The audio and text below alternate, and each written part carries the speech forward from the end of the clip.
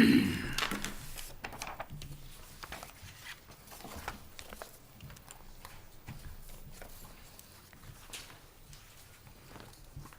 time is now 7:35. I'd like to call this Thursday, March 21st meeting of the Finance Committee to order. Tonight we're being televised by Chelmsford Telemedia and recorded for future viewing. Is there anyone else in the audience now recording? Please speak now. Seeing none. Tonight we'll be following the published and posted agenda, and first on our item is approval of minutes. We have two sets tonight, March 7th and March 14th. I'll make a motion that we accept the minutes of March 7th, 2009 as presented. I'll second. Any discussion? Hearing none, all those in favor? Aye. Then we have March 14th. I will make a motion that we accept the minutes of March 14th, 2019 as presented. I second it. Discussion? I'm going to abstain. I took a quick look. I haven't read all the way through, and it looks like our meeting's not posted from last week on the website. And usually when I have a question about something, I reference that. And I wasn't able to do that. So I'm happy with taking a vote, but I'm going to abstain. I will abstain as well since I was not here. Any further discussion? All those in favor? Aye. Any nays? Abstentions? 2 abstentions. Moving right along, we have a review of warrant Article 10, zoning bylaw amendment regarding drive-through restaurants along Route 129. Tonight with us we have Evan Belansky, the Community Development Director, and Lisa Marone, the Director of Business Development. And I see also we have members of the Planning Board in the audience as well.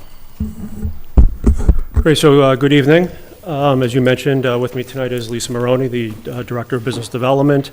Members of the Planning Board and Economic Development Committee are here as well. Those are the two primary town entities that have been involved in this process to date.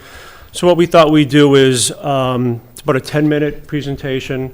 Lisa's going to provide some background information on the state of Route 129 as it currently sits. We feel as though that's important kind of baseline information to set the stage as to why we're here this evening, and then I'll run through a series of slides pertaining directly to the proposed zoning article. Good evening. Thank you for your time and attention. My name is Lisa Maroney, as you already know. I've been working on a focused effort of Route 129 with the Site Readiness Grant, which was awarded by Mass Development to the town last fall.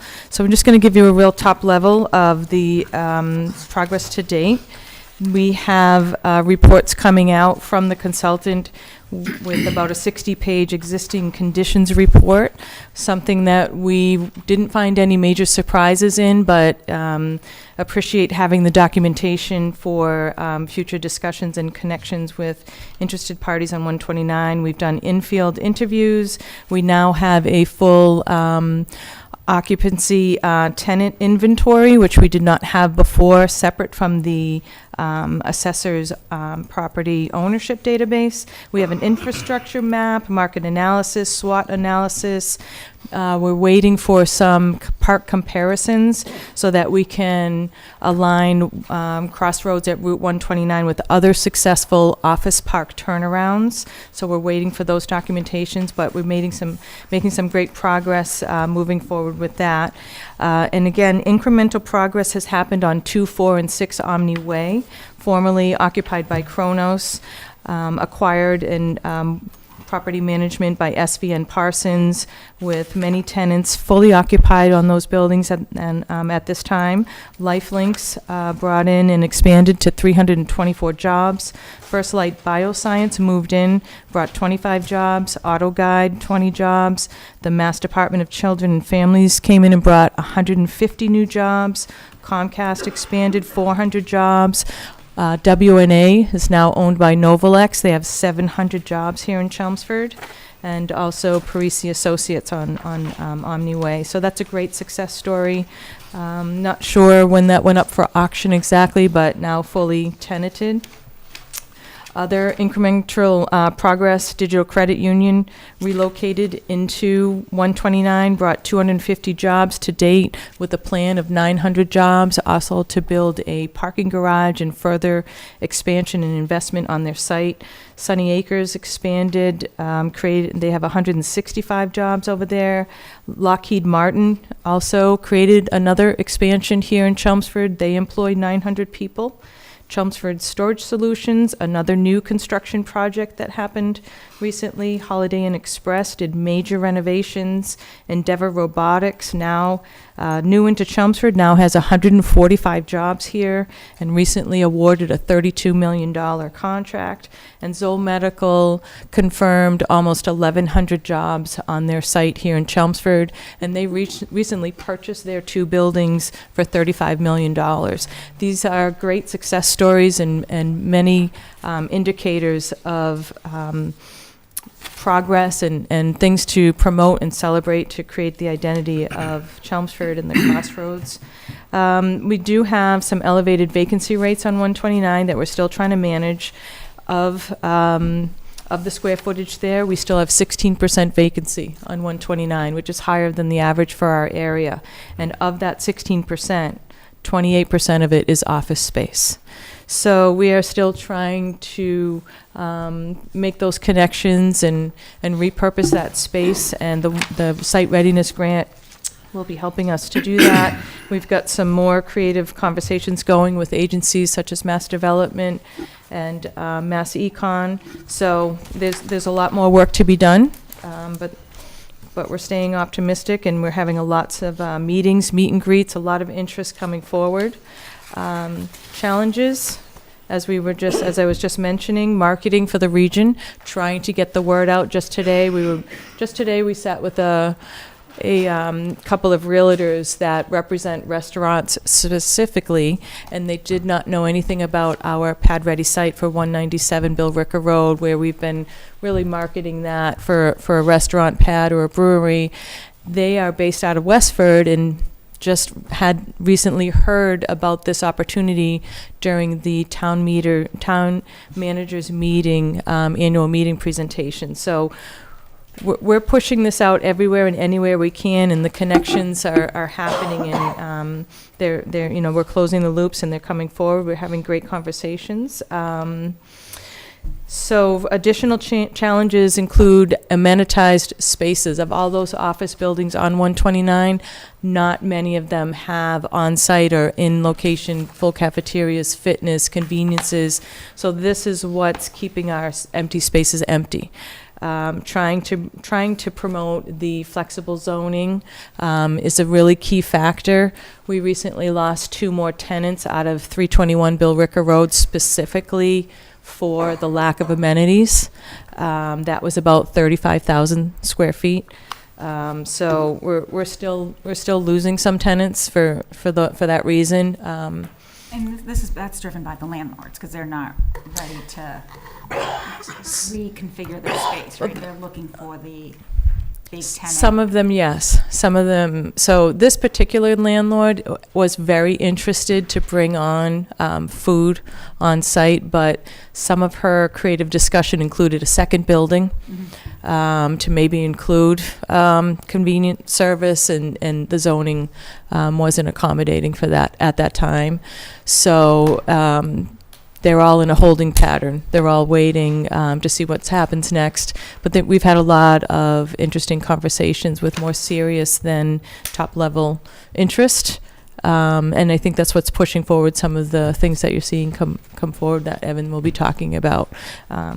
We're seeing renderings and lease negotiations that are ready to be signed, things like this. But we did lose 2 tenants out of 321 Bill Ricker Road, and another 2 tenants out of a different location. So it's tough to take when you know the answer why, because that's half the battle, is understanding why are they leaving, where are they going, and it's all pointing to the lack of amenities. You can't.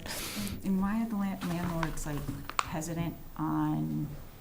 Are they waiting for someone to knock on the door and say, "Hey, I want to variety of issues. It's a, yeah, It could start from, they're simply not in that business, they're in an office building business. They mhm, don't want to break their model of just leasing to Yep. traditional tenants. Others don't have the space, they just physically don't have the space to amenitize. There's a lot of waiting and seeing. So all we need is like one of A them to lot of waiting and read seeing, it. and Right. what's going to be discussed tonight with Article 10, the word is out, Mhm. and that further, encourages people to wait and see what's going to happen. So additional, can't ignore the fact that Analog Devices has an exit plan. We've met with them. They've been very cordial in sharing information with us on how they plan to vacate their properties, but we're about to lose 3 more occupants. Research Drive, Elizabeth Drive, Alpha Road. That will be something that we'll have to recover from starting next year. We'll be losing about 300 plus jobs at that point. Cadence has been discussing exiting out of Chelmsford, so we've been trying to manage that. And then, as I mentioned, 2 tenants left, 321 Bill Ricker Road. And did you say where they're going, or do you know? Don't necessarily know. I think some of them just went over the border. I think the 2 tenants out of Office Link, 321, I think they went over the border to Westford, from what I understand. And the landlords, Opposite corner. the owners of the building, what are they doing to try to prevent this? So the owners of the building have been vocal with us for the interest to try to bring amenities in. But I think some of the challenge, again, is we're talking about $1 million to bring in kitchen equipment and reconfigure entryways, and so they've been very hesitant to invest that at the risk factor that's involved in some of these locations. The primary bulk of the space is 300 Bill Ricker, 330 Bill Ricker, and now we're looking at 270 Bill Ricker, where Cadence is likely to create an exit plan. So it's that image of those 3 large buildings as you come into the park. It's the toughest to create a perception of a vibrant park. We've got, following that is another 620 acres of a park that has great opportunity. But once you see that first image coming in of the empty buildings and empty parking lots, it's that we really need to be bold in creating some changes to turn that around as you come off the highway and see that image of what the park is all about. So when we've done all the branding and logo and Crossroads at 129, and we are getting ready to put that out, we have our commercial that's completed. The website is moving forward. So we've really done a lot of initiatives for the branding and identity, but there obviously is still a lot more work to do. We've been trying to do all things possible to connect with those property owners, to get in front of them, specifically with the 129 meetings while we're working with the state, and they have been coming. And we have been having meetings and discussions, and we have more scheduled. So we're in constant communication, which is a good first step than what we've been doing more so prior to this time. So we're making progress. It's slow. It's slow progress, but it is moving in the right direction. So some ongoing efforts that spurred out of recent presentation on 129 was the idea of creating some transformational working teams. There's a lot of excitement about the opportunity here, and I've been approached by some of the professionals that have been following along the progress of 129, and professionals such as engineers, architects, things like that, and they would like to create a working group where we pursue and go after specific industries and life science or manufacturing, and create those concentrated one-stop shopping type of services. and see if we can at least maybe can make some connections that way. So that's another new initiative that we've just been started talking about in the last couple days. I just wanted to share that with you, and that's pretty much it. Besides the landlords, who are the realtors that are representing? I mean, there's a lot of empty space and a lot of people, okay? There's gonna be some real estate firms that are trying to market this space. Yes. Who are you dealing with? Colliers is a major player. Colliers is there, CB Ellis is there. You know, I know that the Bill Ricker Road, you know, owned by RMR Group, represented by Colliers. They were one of the first people that I connected with. They participated in our promotional video that's gonna be coming out. They're feeling that the town has been doing all things. They're very happy with the things that the town is doing, but we're trying to encourage them to create change on their site. You have to remember, these brokers aren't exclusive to Chelmsford. No, I understand that. Yeah. Yeah, and there's, beyond our, you know, million square feet, there's millions and millions of vacant square footage, all up and down 495, Route 3. So, you know, it's just it's a supply and demand issue, and then it's a issue with what a business is looking for, and that's kind of the point of this particular article. Yeah. They do tell us they're continually showing the building, so this is the feedback we're getting. So with like the supply and demand issue, they still have the major inconvenience of having to move. So is the new rental agreement so much more, besides the amenities, are the prices where they're where they're moving to, so much better? That it, It's not, certain companies that choose to leave, it's not due to cost. Cost is not the bottom line.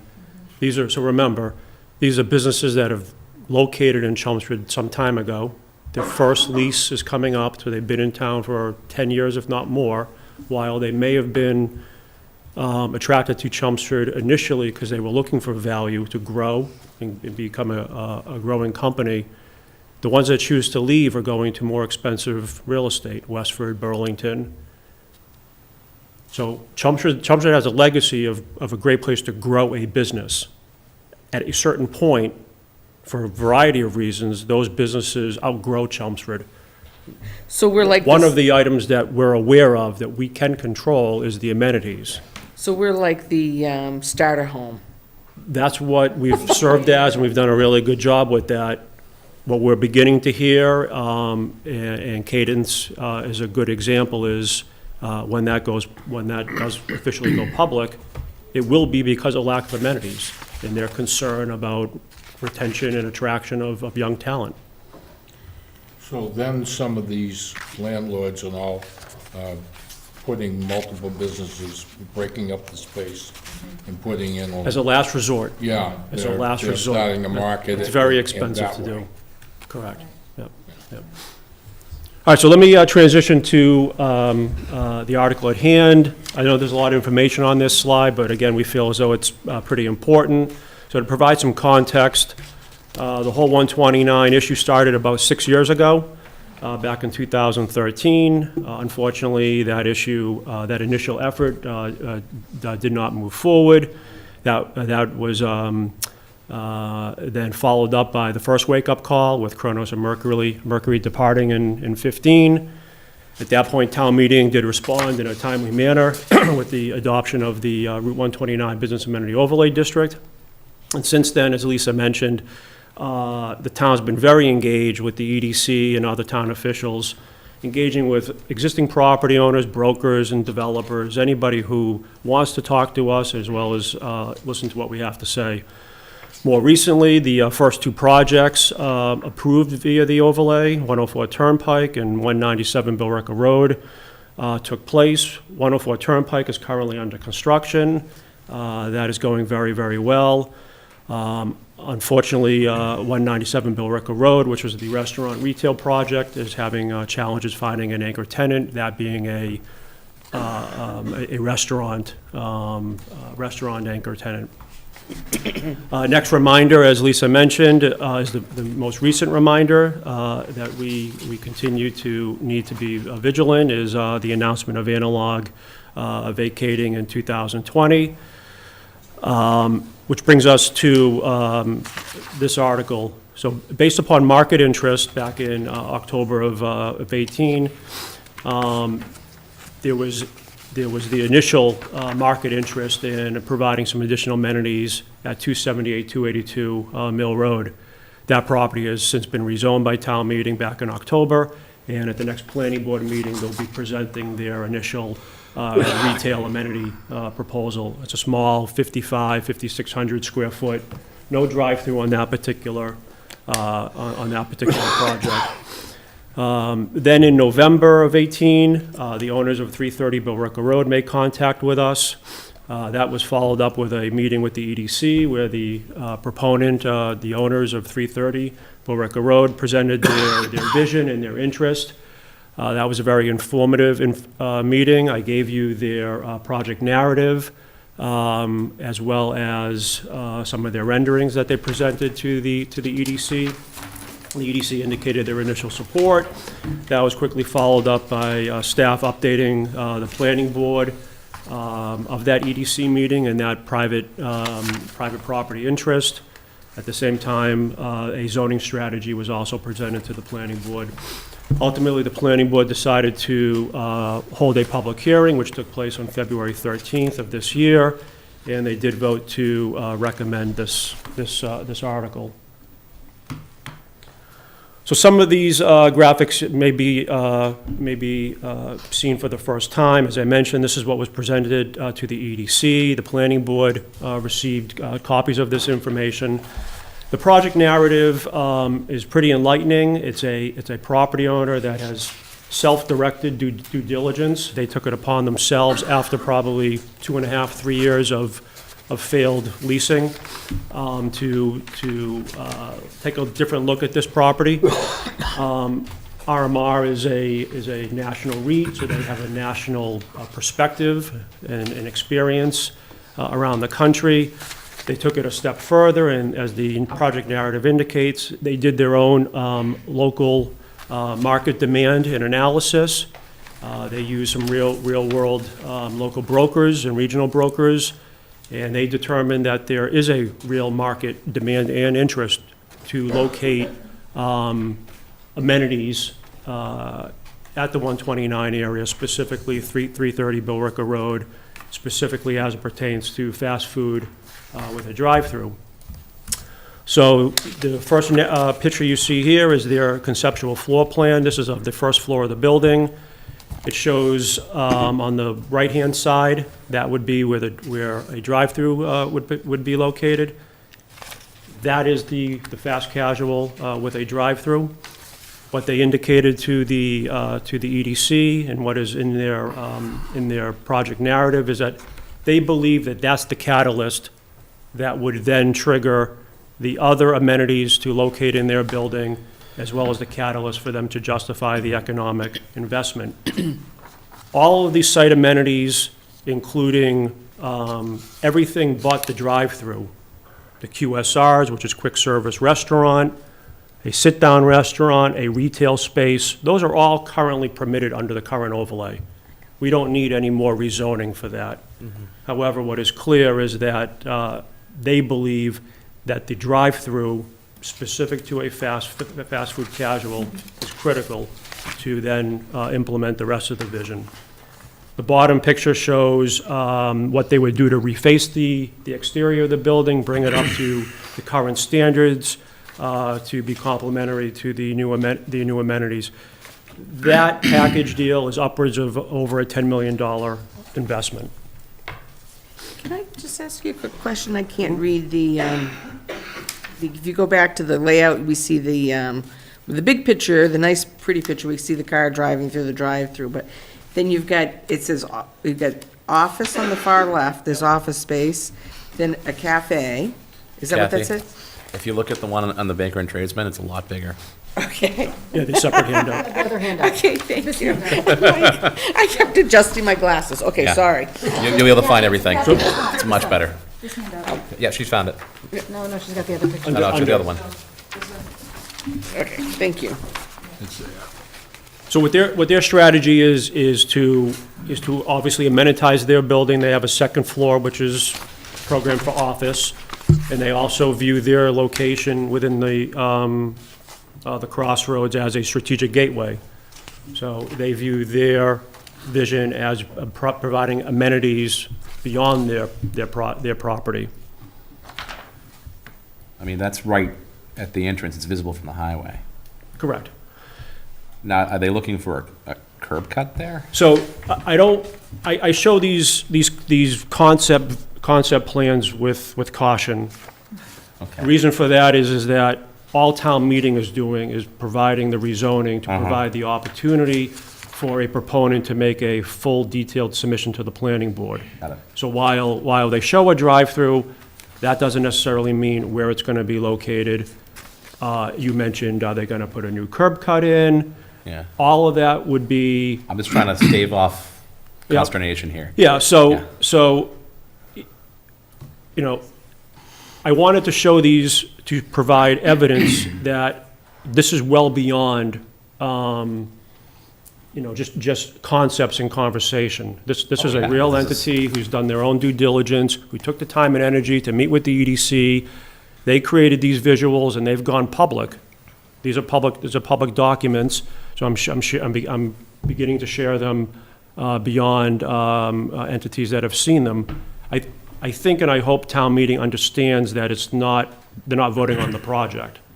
And I think town meeting understands that the planning board and the public hearing and special permit process is rigorous, and one that the planning board can speak to much more detail on. And I think than they'll be reminded than I of it can. as the presentation goes forward. Landscaping, lighting, traffic, circulation, So, things of that This nature. is just, An this- idea. yeah, this is just It's a vision, it's to, an idea to to allow the Correct. opportunity for someone to apply to the planning. apply to the planning Correct. board. It's a concept, but it's a concrete concept. It's not just, It's not half-baked. Right. They've done their due diligence, which is the But we're voting on the giving them the primary opportunity. reason that town officials thought it was worthwhile Yeah. bringing this private property idea to town boards and committees for consideration.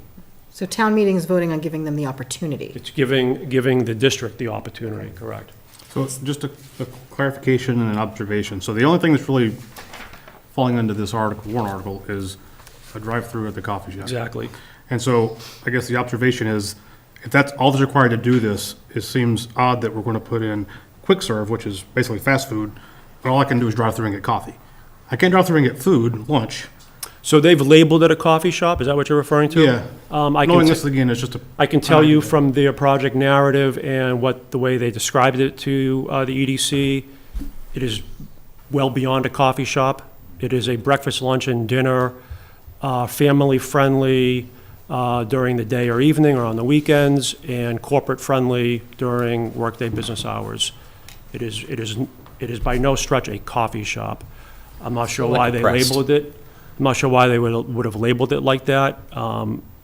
My gut tells me that they wanted it to be as generic as possible for purposes of lease negotiations and confidentiality. So, again, it just seems a little odd to me that you've got two fast foods, a sit-down restaurant, a cafe, and whatever this coffee shop is, and it's only going to work if we can have a drive-through window.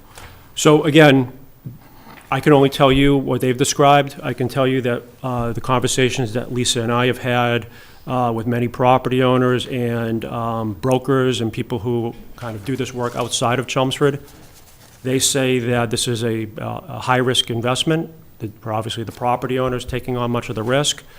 And my understanding as to their project description is that the drive-through tenant is where they have the lease negotiations far along. That says to me that the other ones, the QSRs and restaurants, aren't necessarily first adopters. They're looking for a proof statement from somebody else to make a risk. So the property owner informs us that their lease negotiations with a real tenant for the upscale fast casual with a drive-through is what would be that market statement. proof statement that the market needs. So if this warrant article passes, then the entire overlay district would be eligible for drive-through? I'll get to that. It will be the main line, yep, Billerica Road. So this slide was presented to the planning board. It was essentially presented and asked. These are kind of open-ended questions. The reason for this is that, as a strategy was being developed, we wanted to make sure that the correct open-ended questions were being asked, so people were giving us some additional thought on their own. Bullet 1 indicates that it's an ever-changing environment out there. The 129 overlay it's a real-world live experiment, and it's changing week to week, month to month, as we meet with people and as people share information with us and ideas with us. These types of pivots are taking place, and this is a good example. This article was not something that was on our radar screen or something that the town would have pursued on its own volition. We were waiting for market interest to prove the concept to us. Second bullet is indicating that one of the purpose and intents of the Route 129 overlay is to specifically address changing market conditions. The bylaw acknowledges that the town needs to continue to be vigilant and review and be willing and able to make changes on the fly based upon market conditions. There were some assumptions made related to desires and hopes as to why back in 2016 fast food drive-thrus were originally prohibited. I shared those. I think many of us, including myself, assumed and thought that once we approved this overlay, that the market would embrace it and embrace it in a timely manner. That just has not been the case. There are not amenity-based conveniences related to restaurants and retail are not lining up, and 197 Billerica Road is a good example of that. So there's more that we need to do. There's been discussion at the planning board and EDC related to the notion that the inclusion of a fast casual with a drive-through would not be detrimental, and in fact would provide value and be complementary to the original vision and goals and objectives of the 129 area. And finally, this all relates back to, what is the town's or one's expectation and vision for 129? For some people, this is viewed as the kind of the core of the CIP, and we've talked about that back in 2015-16 when we were educating the community about the need to take action on 129. For others, it's about not turning it into Drum Hill or Burlington. And as we go through the zoning strategy, it will be clear that this is not a blank check related to fast foods. So, in that vein, would we, just for, I guess, branding purposes, just in that previous slide, you talked about fast food drive-thrus. Can the inclusion of fast food drive-thrus be done so as not to be detrimental? Wouldn't it be a fast casual drive-through, which I think is a different connotation to it? A fast food drive-through, automatically, I'm thinking, the standard McDonald's, Burger King, Wendy's, something like that, where it's fast food. And when I think fast casual, I think it's more like, a Pressed, a Starbucks, something like a Panera or something like that. I am going to get to that. Okay, just want to make sure, Good, it yeah, said no, fast absolutely. food, and I Yep. think that connotation turns people off. Absolutely. So what's being proposed, let's see. Where am I? Moving forward. Excuse me, I lost my, Okay, well, there we go. okay. So what's being proposed is being referred to as upscale fast casual with a drive-through. That's how the article and the language in the article is using that term. So it's somewhat of a new concept to the marketplace. It's rather difficult to find a lot of examples in Massachusetts, but the most obvious ones in Massachusetts are Chipotle, Starbucks, and Panera. Those are known entities in Massachusetts that are they're already considered upscale fast casual. they are beginning to transition and introduce drive-throughs into their existing and new facilities.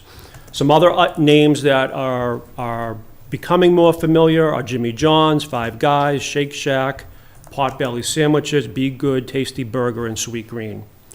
If you go to Linfield Marketplace or Burlington or some other similar lifestyle centers, these are the examples of upscale fast casual that you will begin to see in Massachusetts. And as I mentioned, this is a national trend where these types of restaurants are beginning to incorporate drive-throughs as part of their business. So it straddles in between traditional fast food, which is a Burger King, Taco Bell, things of that nature, and a sit-down casual restaurant like an Applebee's. The upscale fast casual concept focuses on high-quality, made-to-order food, a more upscale, trendy atmosphere related to how they design and furnish. It focuses on the sit-down restaurant experience, where the restaurateur is encouraging extended stays, hang out, have coffee, work, as well as outdoor seating area. The simplest way to describe this is they're trying to create places where people want to be. Either they're socializing during the day, on the weekend, with family, with friends. And again, if you've been to some of these places, it's different than a Burger King or McDonald's.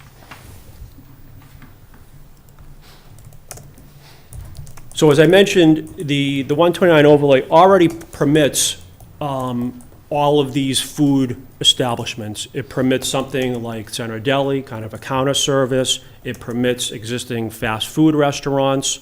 It permits sit-down restaurants. It just does not permit the drive-through component related to a food establishment. So what Article 10 is proposing to do, as I mentioned, is provide this opportunity specifically related to upscale, high-quality establishments. The way we're going about that is to provide a multi-pronged set of criteria. These relate to location, design, and operations. Those are the details in the article. The article, via these criteria, is emphasizing and requiring a sit-down restaurant as the primary component. Therefore, the drive-through is an accessory component of the sit-down restaurant.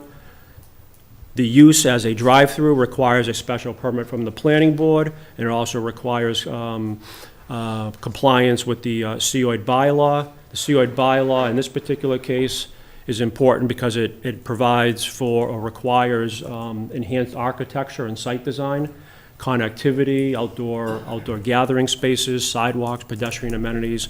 Those are all the elements that the 129 vision is striving for. And via waiver provision, it does provide flexibility on a case-by-case basis. So an example of that is one of the criteria is that the dining portion of the restaurant must use reusable silverware and dinnerware. Panera is a good example of that. So again, this is not a foreign concept. So in order to try to aim high related to attracting and approving high-quality establishments as opposed to a McDonald's, that's an example. However, if a proponent wanted to make their case, let's assume it was a Dunkin' Donuts, wanted to make their case to the planning board that the fact that they weren't going to use reusable silverware and dinnerware was not going to be detrimental or was going to be complementary, the planning board could exercise their discretion and waive that particular provision. So these are some visual examples. Top left is Moe's. Moe's is up in Drum Hill. So there's a known entity. In the middle top column, Beloco, that should be a known entity. Right up here in corner is Panera. There's the introduction of a drive-through with a multi-tenanted building. Second column on the left, Panera Bread. The next two are interior examples of kind of the upscale. These aren't your typical fast food, such as Burger King and McDonald's. They use a lot of earth tones and natural materials, trying to create a dining experience. On the bottom left is Chipotle, and the last two are examples that the overlay is specifically prohibited. The reason for the last two is to give you visual examples as to why the zoning strategy is as specific and articulated as it is. This is not what we want. What these are is basically your old photo mat drive-through. What we're trying to create is value-added restaurants where people who work down at the park during the day and for Chelmsford residents on a weekend or weekday want to take their family to and want to be proud of it being located in Chelmsford. Those should have like a circle with a line I through it. don't, yeah. Yeah. I may have to work with somebody more advanced than I am on the, I'm just thinking, people are gonna get this packet and flip through it before you even Absolutely. get up there, and they're gonna start to panic when they see that. absolutely. So this is the final slide. This speaks to where these would be allowed. The upper graphic is the existing overlay. The red line is the commercial exclusion zone. That's the portion of the overlay where nothing other than multifamily is permitted. The bottom graphic that highlights all of the parcels along the main arterial of Billerica Road, a little bit of Mill Road, and out to the Billerica Town Line. Those are the parcels that the overlay, the text of the overlay says are eligible for a upscale fast casual drive-through. While there are many parcels here, there's no expectation that they all have a drive-through located on them. This was something that the EDC and Planning Board discussed. What is likely to happen in the way the amenities are being developed currently is nodes. So there's a node that's being created at the end of Apollo Drive where 197 Billerica Road is. There's likely to be a node at the highway interchange. There's likely to be another node on the Billerica side of the interchange. Where there's vacant land or where there is a private property owner who sees the opportunity, such as 330 Billerica Road, those are where the nodes will be. The reason that it is applicable to the entire corridor of Billerica Road is that we want to provide as much market opportunity as possible initially. If for some reason the marketplace overwhelmingly embraces this concept and for a lack of a better term, we get overwhelmed with applications, the planning board has already discussed and has indicated that they would go back to town meeting and basically put a cap if need be. So again, that's speaking to the continued concern among some people in the community that this area is going to be converted into a Drum Hill or a Route 9 or a Burlington. That was never the intent. The overlay specifically says that's not the intent. The market hasn't viewed it that way. However, as I mentioned, the strategy is to provide an opportunity, and let's see how the marketplace chooses to implement it. So hopefully that provided you with a good overview as to why we're here, why we think it's of compelling public interest, and that the zoning strategy is well thought out to serve the original strategic vision, as well as providing some additional opportunities for business amenities. What was the vote of the planning board? I know you said it was an affirmative vote. It was but 6-1.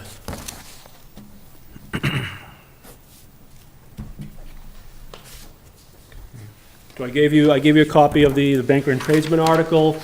As you know, we don't write the kind of the tagline, but what I thought was pretty interesting is, but is it enough? And as I mentioned to you previously, many of us, including myself, thought that the initial adoption of the overlay would have been enough.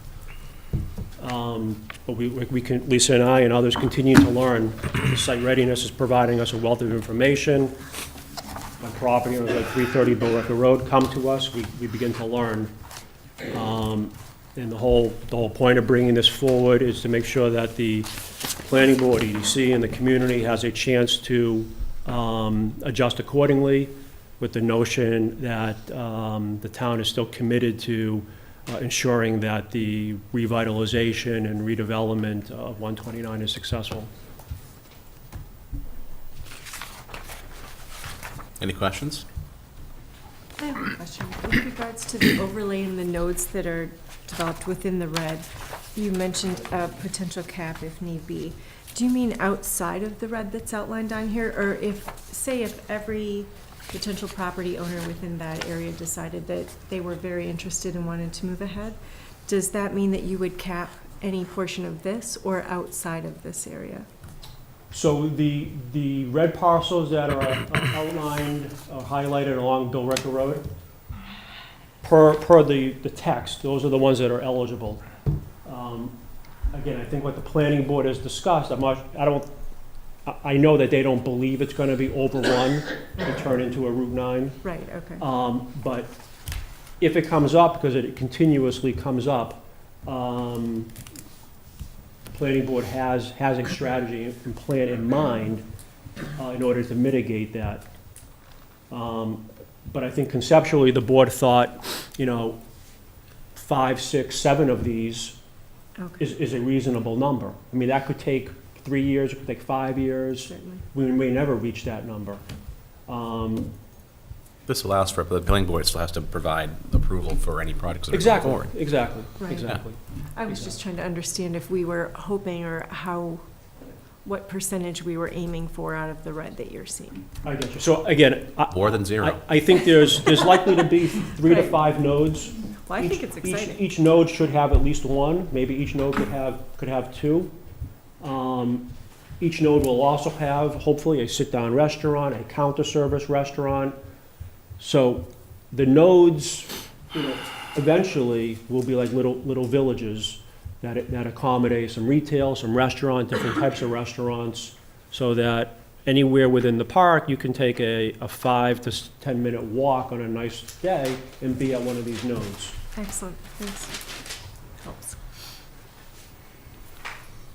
Any other questions? All right, thank you very Great, much. Appreciate it. Thank you. Up next, we have a review of warrant Article 2, an amendment to the fiscal year 2019 operating budget.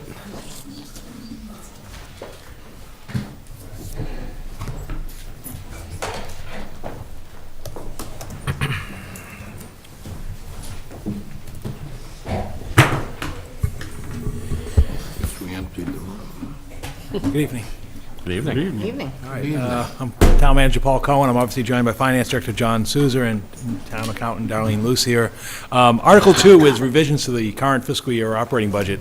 We basically just got about 3 months left to the fiscal year, and as you know, a year ago we planned the budget, and then life happens when you actually get into it for July 1 and do the full year 3 months from now. And what Darlene does, as she customarily does, is she did the outreach to the department heads. I'm going to ask her to report to you what she found, and then John obviously looks at what the projections going forward with Darlene. We sort of all came together, and I'll just sort of ask Darlene to review the adjustments we need to date, and also sort of the proposal that I've been baked into it, I'll touch upon afterwards, so when we go from there. And I have a handout to sort of just highlight what would be the motion at town meeting, so that way you have the text of what we're discussing. Thank you. Okay, good evening. So the first, I reached out to other departments. We actually have three of the departments, or the that had to have budget adjustments. The first one was facilities. I reached out to Gary Persichetti and Kathleen Caravan. During the course of this year, we've had some projects that have popped up that weren't budgeted for in facilities. One being, we had a lightning strike, and that caused some problems with some equipment they had to get. So there was a $10,000. It was actually, this was through our insurance, but they had a deductible of $10,000. So we have the $10,000 we have to cover. We had an asbestos abatement, 2 of those. One was at the McCarthy School, and the other one was at the fire department. So those were unexpected. Those were discovered during? Yes. Okay, gotcha. Yep. So, no, actually, no, actually, that was actually, no, at the old fire department. It was actually when they were doing, redoing the roof. Got it. Yeah. Oh, down in Yep. 27. Yep. Then we had some sprinkler, we had a sprinkler issue over at the fire department. The Sallyport sprinklers needed to be replaced. There was $15,000, almost $16,000 there. And then we had the chillers. I'm sorry, darling, can you just, the asbestos abatement, how much was that? Oh, I'm sorry. So the McCarthy School was $5,700.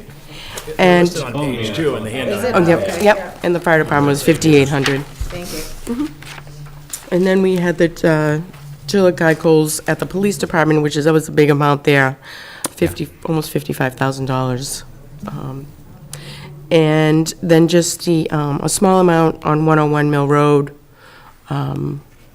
That was just, we were getting ready for when we just had to do a few things for the sale of that property on that for $2,500. So Kathleen's is comfortable with this number. She's looking right about like $95,000 to cover for her budget to get her through. When did the lightning hit? The lightning was a school, wasn't it a school? It was a school. We had a school strike. Right, I think it was McCarthy? I think it was at the McCarthy School. That lead to the asbestos? And now the discovery? causes, yeah. Okay, yeah. okay. And that was brought up the asbestos Okay, issue. So it was a little domino effect there. Yeah. All right. So then I reached out to everyone, basically in this building, everyone that falls under municipal administration. In the personnel department, they did a salary analysis just to see where all municipal employees were based on our peers. So we hired a firm to actually go ahead and do that. So Key Partnership was the company that we hired, and that analysis cost about $8,000 to do. So that wasn't budgeted at the beginning of the fiscal year. And then John's office, in the treasurer's office, they had to hire a temporary employee. He has an employee that went out on maternity leave. But because his office is such a busy office, he has to replace her while she's out. So we actually had hired somebody from just a temporary company come in. So just between having her working in the temporary position and the woman that was out on maternity, she was still able to collect like a percentage of her pay. So there was still money coming out of John's budget. So he'll need $5,000. His total amount was 15, but he had enough in his personnel line to move to his contracted services. So we're going to take $10,000, that is going to be voted at town meeting, because it needs a vote to go from his personnel line to his expenditure line. So we're going to ask to move $10,000 from his personnel line over to his contracted services, but up and above the $10,000, he does need an additional $5,000. Thank you, Glenn. And then the last one is for public safety. This is it's really for police and fire. They have the microwave project that they're doing. There's additional equipment that they're going to purchase, and they're going to actually put the equipment on one of the towers. And the wasn't that part of last year's capital plan? It was. This equipment is actually, it's kind of like a small add-on to that project. So to finish the project and be complete, they need an additional 15, which was unexpected. Some of this equipment was on a cell tower. Okay. The cell tower company said, we'll allow you to the fire and police, we'll allow you to put the new equipment on our tower, but it's going to cost you $5,000 a month. You're gonna have to rent. You're gonna take rental. So police and fire said, no, I don't think so. We'll see what else we can try to do. So they reached out to North Chelmsford Water Department, and the water department is allowing to put our equipment on their water tower over in North Chelmsford. But when they did that, they didn't have the equipment to put it on. It wasn't wired properly. It wasn't, yeah, exactly. Outfitted properly. Okay, got it. So this is the additional equipment they need that they're actually going to put up on the water tower to finish this microwave project, which is actually in the long run going to save us money, because we would have been Charge $5,000, we would have been paying, and for I don't know how long we would have to be charging, Perpetuity. charged for leasing our equipment up on the. So the total of, it's almost $123,000 is basically our budget adjustment.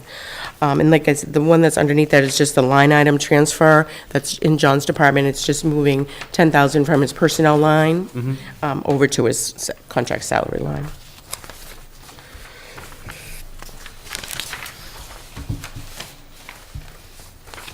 So the additional item I'd like you to consider pertains to snow and ice and potholes and street conditions. Right now, we believe we're sort of escaping the winter, which didn't have the major nor'easter storms that we traditionally have, and certainly had last March, if you all recall. Still March. I know, but we saw I looked at the 10-day forecast as we came in here tonight, and right now we're just over $356,000 unexpended out of the $1.5 million snow and ice budget. And the proposal that I have for you is we're experiencing, on the contrary, we're experiencing a very difficult pothole season, because what we have been having is we're having the daytime melting and the nighttime freezing, and the potholes are exploding, not only in Chelmsford, but everywhere.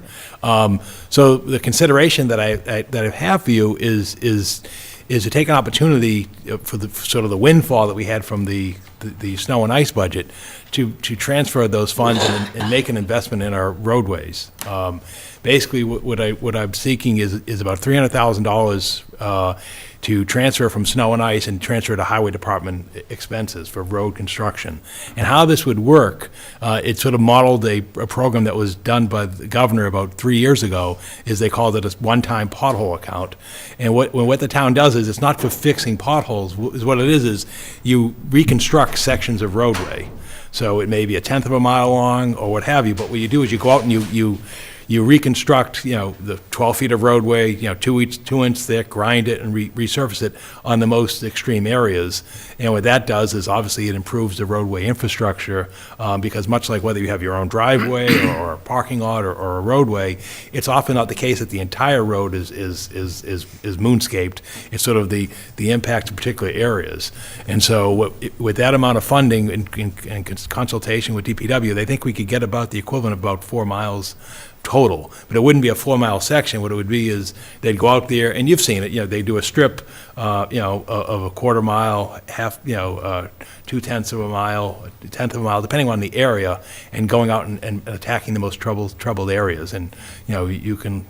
And then the other question I did ask Public Works is will you be able to get this done, in a timely manner? And they already, believe it or not, they already have crews lined up in the next couple of weeks to do our spring paving season. Parker Road will be reconstructed. I think that's the first one online, which will be in the upcoming weeks. And what they do is, while the crews are in town, we would extend their stay to do this type of work under our Public Works contract. So, again, why this is done is twofold. As you know, our source of road construction funding for the 230 miles of roadway in Chelmsford is Chapter 90, which is the state excise gasoline tax. The state appropriation for that for the last 7 or 8 years has been $200 million statewide. And the reason that that's been frozen is, as you may recall, back in 2014, the legislature increased the gas tax and then adjusted it for inflation. But then the voters didn't like the fact that the legislature wouldn't take the vote annually, so they basically repealed the inflation adjustment for the gas tax. And so since that time, the legislature has not addressed the gas tax formula, which has meant the Chapter 90 construction funding has remained static. The problem is, as we know, the cost for road construction, labor and petroleum products has risen. And so right now, the estimate is that the state's probably funding for municipal roads probably about 40% of what's really necessary to be out there to maintain the roadway infrastructure. And as you know, we supplement somewhat with our capital budget, but it's just not meeting the need. So the thought here is let's take an opportunity where we've had sort of a mild snow and ice removal winter, and then use that opportunity to address what is a really difficult road condition situation right now. And so that's what we'd ask. So it would be a transfer of $300,000 from snow and ice line item, which is line item number 7, to the line item number 6, public work expenses, to do that work. And as I said, it's not, it's, like I said, it's reconstruction areas of roadway, and I think, like I said, I think it will put us in a good place for the upcoming winters, for the year ahead. So I'd ask for your consideration of that request. And in the event we did get a April Fool's storm or something going forward, obviously, we would revisit this prior to the town meeting at the end of April, because we've never had a storm after town meeting, at the end of April. But you know, we all know back in 1990, we all know in 1996, the April 1st storm, so, but as we sit here on March 21st, that's where we're at. So I respectfully request your consideration of that request. I think it's it's sort of one of those opportunities where you hear the concerns, and now we can actually do something about them in the community. So there are three sources of funding here, really. There's the transfer of the 10,000 foot from the line item municipal administration. There's the line item shift in the public works snow and ice removal, and then the 122,681 is coming from the finance committee reserve fund, which was at last spring town meeting reduced from our annual 400 down to 155. So that leaves 32,319 left to go back to free cash, I believe, at the end of the year for certified. So it looks like our free cash numbers going to be very small. But we think we'll be okay. We are getting some money in on local receipts. We So are? we think, Okay, so that's it's not- good. Local receipts are holding their own. I think, you know, again, I think we'll, you know, our free cash will definitely be, you know, I don't think we'll see those $2 million numbers we've seen, but, you know, we'll have free cash, so there'll be something that we'll be able to. You know, in 10 days, we will get the meals and rooms exercise, the quarterly meals and rooms from the state. Yeah. That'll give us a handle on that. I'll know better. Today was the deadline for motor vehicle excise collections for John's office for the bills that went out in Chelmsford. So at the end of this month, basically in about 2 or 3 weeks or Yeah, I so, would say we'll be like good. the second week into April, April, I'll we'll- have everything closed out. I pretty much can really start judging what our numbers are gonna look like for the end of the year.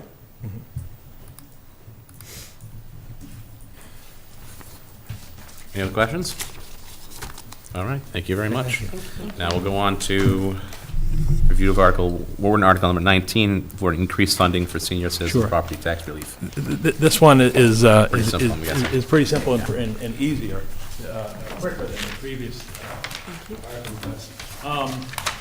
As you may recall, this is the senior citizen work program, where basically senior citizens work at the they're coming around this way this time, at the established minimum wage of the community, to reduce their property tax burden. And as you know, there's a concerted effort to address those in need who are burdened by the property tax. You saw the Board of Selectmen earlier this year split the rate. We're pushing the senior circuit breaker program and so forth. And I think it's once again time to revisit the property tax work-off program. Annually, we have about 150 people who participate in the program. Right now, the program is funded at a funding level of $100,000. So you do the math, it's, you're roughly getting less than $700, per participant, because not everybody does the full allotment on their schedule. And so what I'm trying to seek to do here is to increase it to $150,000, which would allow participants to receive a benefit of $1,000 under the program. And how we would work this is as you know, with the grand bargain that the state legislature adopted last year, the minimum wage is increasing annually right now at a pace of 75 cents per year. So right now it's $12 an hour. Next January 1st of 2020 will be $12.75. And so what we would do is we would continue to compensate them at the minimum wage rate. We would just reduce the hours that they're required under the program to hit the maximum benefit of $1,000. So again, I think this is another thing that the town can do to again assist those who have needed and benefited from the program. And so I would respectfully ask for your consideration of that request. Obviously the funding for this comes through the overlay account that we set aside for abatements and tax relief. And we will budget that into that amount as we go forward. And in speaking to the assessors, chief assessor earlier this week, we're fine with that account. So I'm not, this is not going to plunge the overlay account into a deficit as we would move forward. Because you may recall under municipal reform, we now have a consolidated overlay account that carries forward year to year. So I think we can absorb this additional $50,000 and again, provide a benefit to those in need in the community. Thank you. Thank you. Thank you.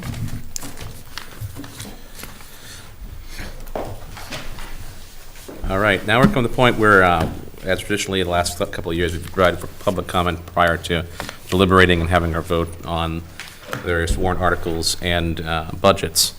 Is there anyone that has public comment at this time?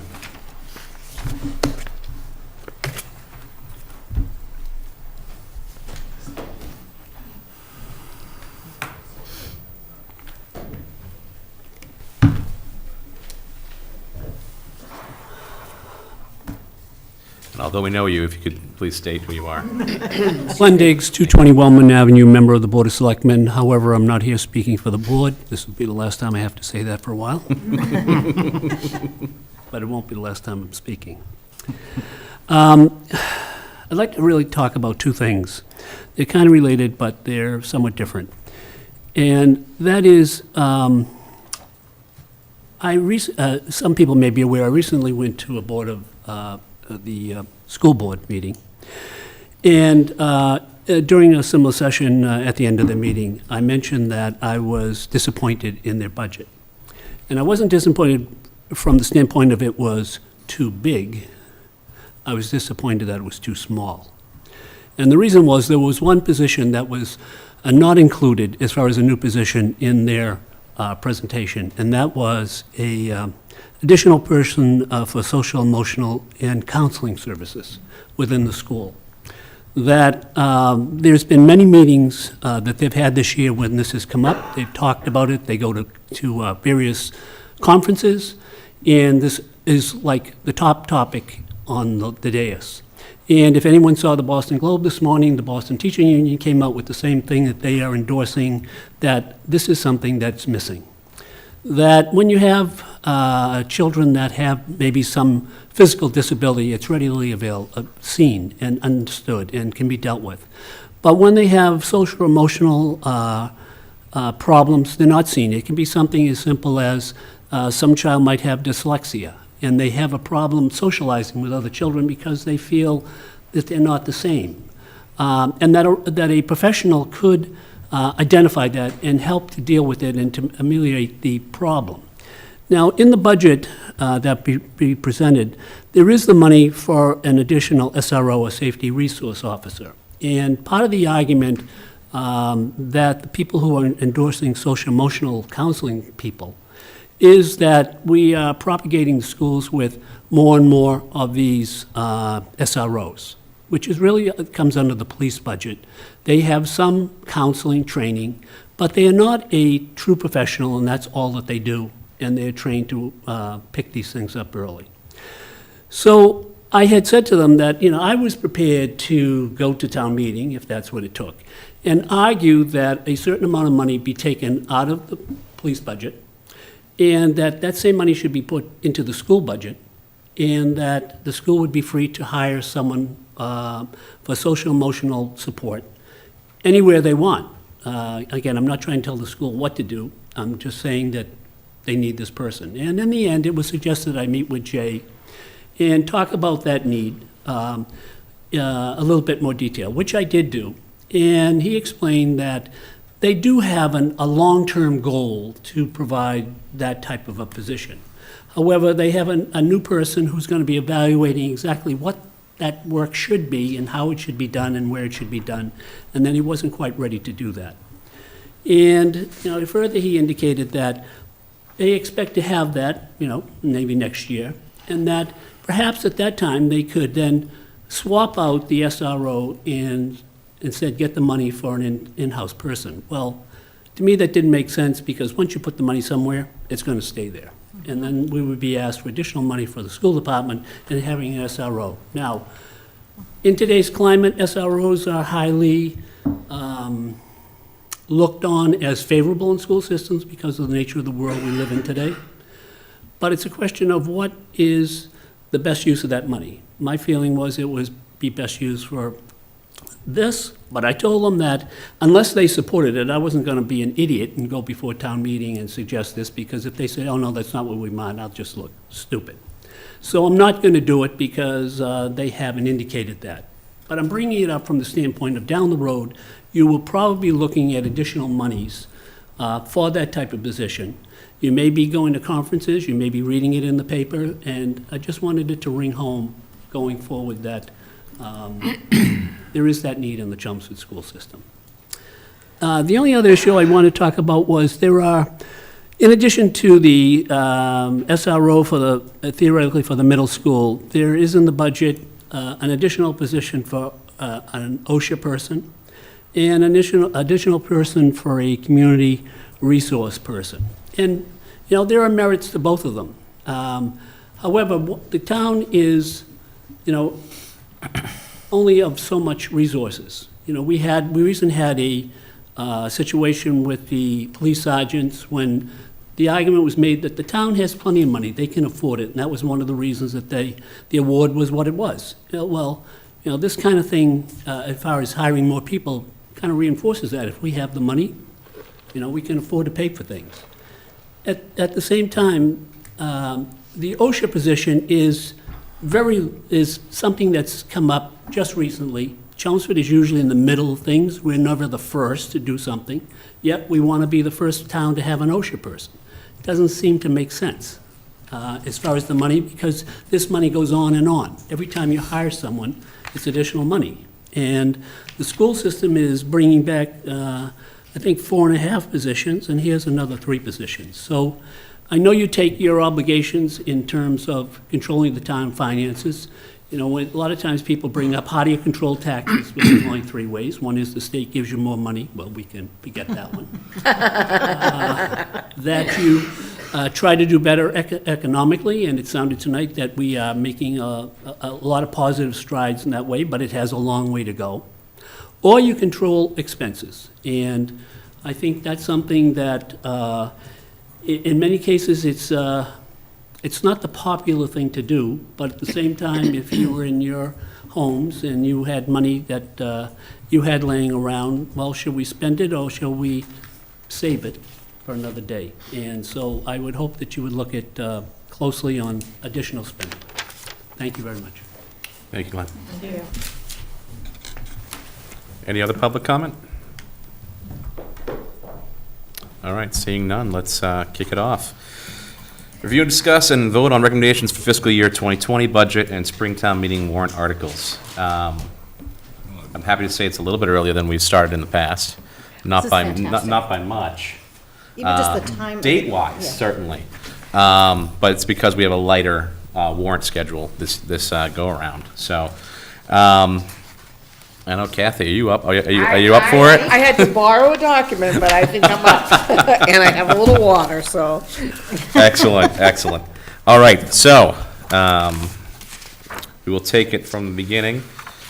And our first article is Article 1, although it is a here report, so we will take no action on that.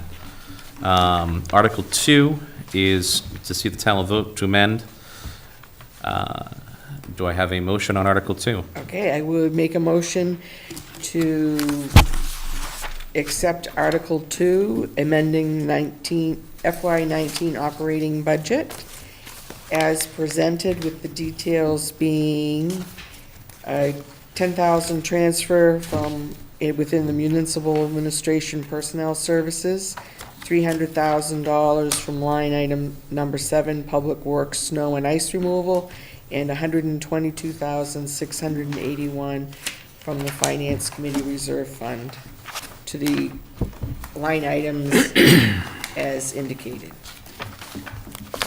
Do I have a second? Second. Discussion. I'm happy to see the roads, the extra money from snow and ice go to the roads, which I think are, you know, desperately in need of attention. I don't think anybody would disagree with that. That's certainly for sure, yeah. To make a plug for Knob Hill Road, if there's any of that money that needs to be.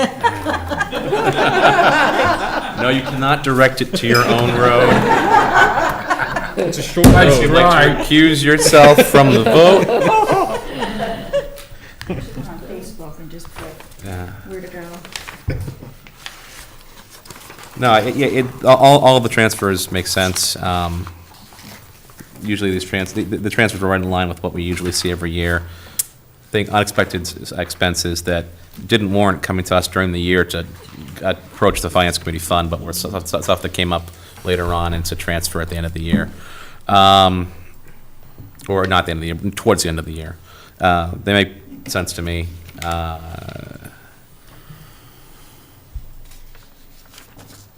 This one seems like a no-brainer.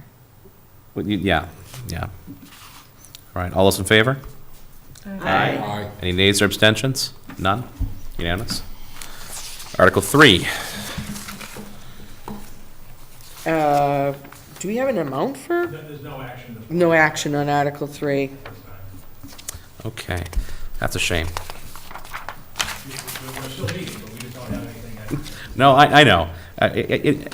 Eternally hopeful, I guess, is the way to look at it. Article 4. Article 4, I make a motion that we accept Article 4 to see the town will vote to raise and appropriate or transfer from the available funds the sum for Neshoba's fiscal year assessment, the amount being $3,101,017. Second? Discussion. Well, There are members here tonight, if there are any questions that we want to discuss. Both the superintendent, the business director, and members of the school committee, and past members of the school committee are here this evening. So if we have questions, we can certainly address them. I think most have already been addressed through their meeting with us previously. I guess one question I had was based upon the information, Denise, that was sent out to us by you regarding the adjustment to the postgraduates. And my one question would be how the shift in assessment works should the spaces not be filled, and how that's distributed over the entire body of the budget. And I'd ask if you do want to speak and respond to that, if you would just come up. Thank you. Of course, yes, please. Just so people at home or people that watch in the future can hear.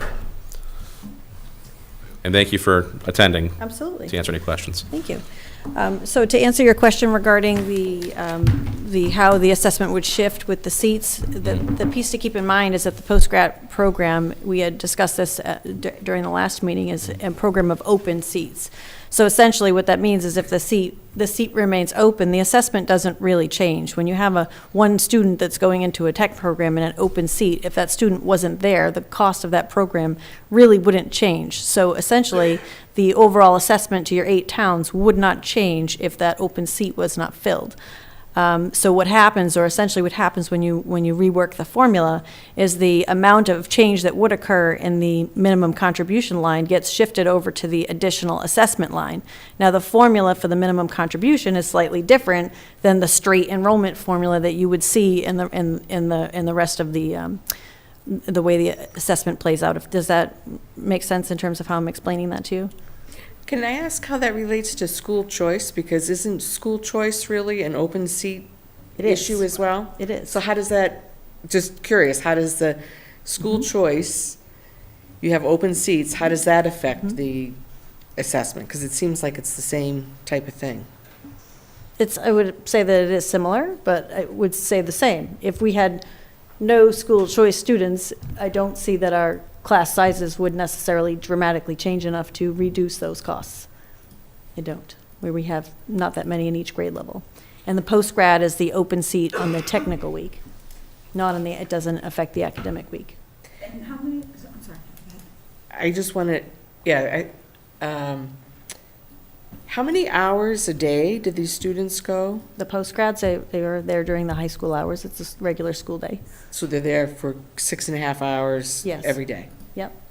But if they're not doing the gen ed classes and they're only doing the shop, Correct. what do they do when the kids who are in their shop go to gen ed? They go to the technical program during both weeks. Oh, okay. Yes, they're full-time enrolled both weeks in the technical program. Okay. Now, how many kids are in the postgraduate? We currently have 20 postgraduate students. Okay. And 6 of them are from Chelmsford. Yes. What's the maximum that you've had of postgrad students? Just like ballpark. It usually ranges, 10, 20, 13. It's, I've never seen it, I think the highest I've ever seen it was before I was superintendent, and it might have been like 25. Okay. Thank you. And it's a one-year program it's like they go for 1 year.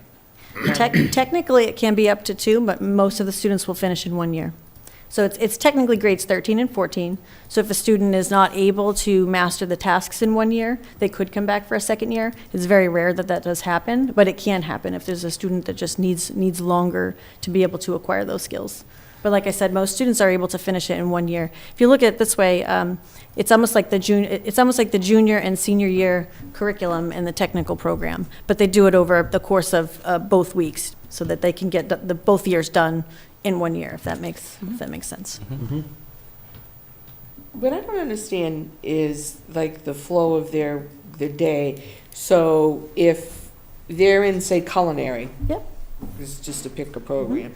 So say you have a limit of, because you're teaching and you're staffing and whatever, you have 12 allocated spots for culinary. And what you're saying is, after all the participating schools have enrolled, you only have 11 students in that program, so you're going to add 1 postgraduate student, basically, right?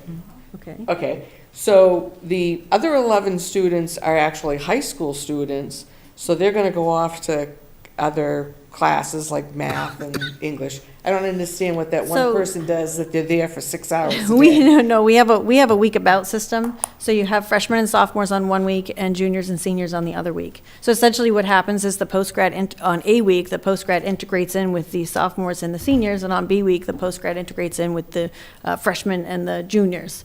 So they're always with other students. It's just the group of students that they're with alternates each week. So are they working on a different level curriculum Yes, those 2 yep, weeks? Yep, that's very typical in a technical program. You would see in some programs, they're working on all 4 grade levels at the same time. Okay.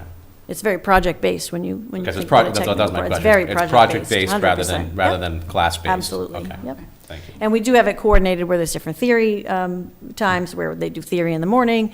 That is all scheduled about, but yes, very, very much project-based. Theory is the classroom for the technical Thank you. areas. The reason I asked about how many hours is because I contacted Lexington's vocational school and asked them, like, their rates that they charge, which they sent me, and I sent a spreadsheet on, but they said their students go for 6.5 hours, and that it is a 10 or 12-month program, is what the lady said, like, Okay. so 1 year, like, Okay. a 1-year program. And they also do a program for, I don't want to say adults, like in the evening, say you were already in one of these Like professions. An after-school type program? Yeah, Mhm. and they have a rate that Different they program. charge for that as well.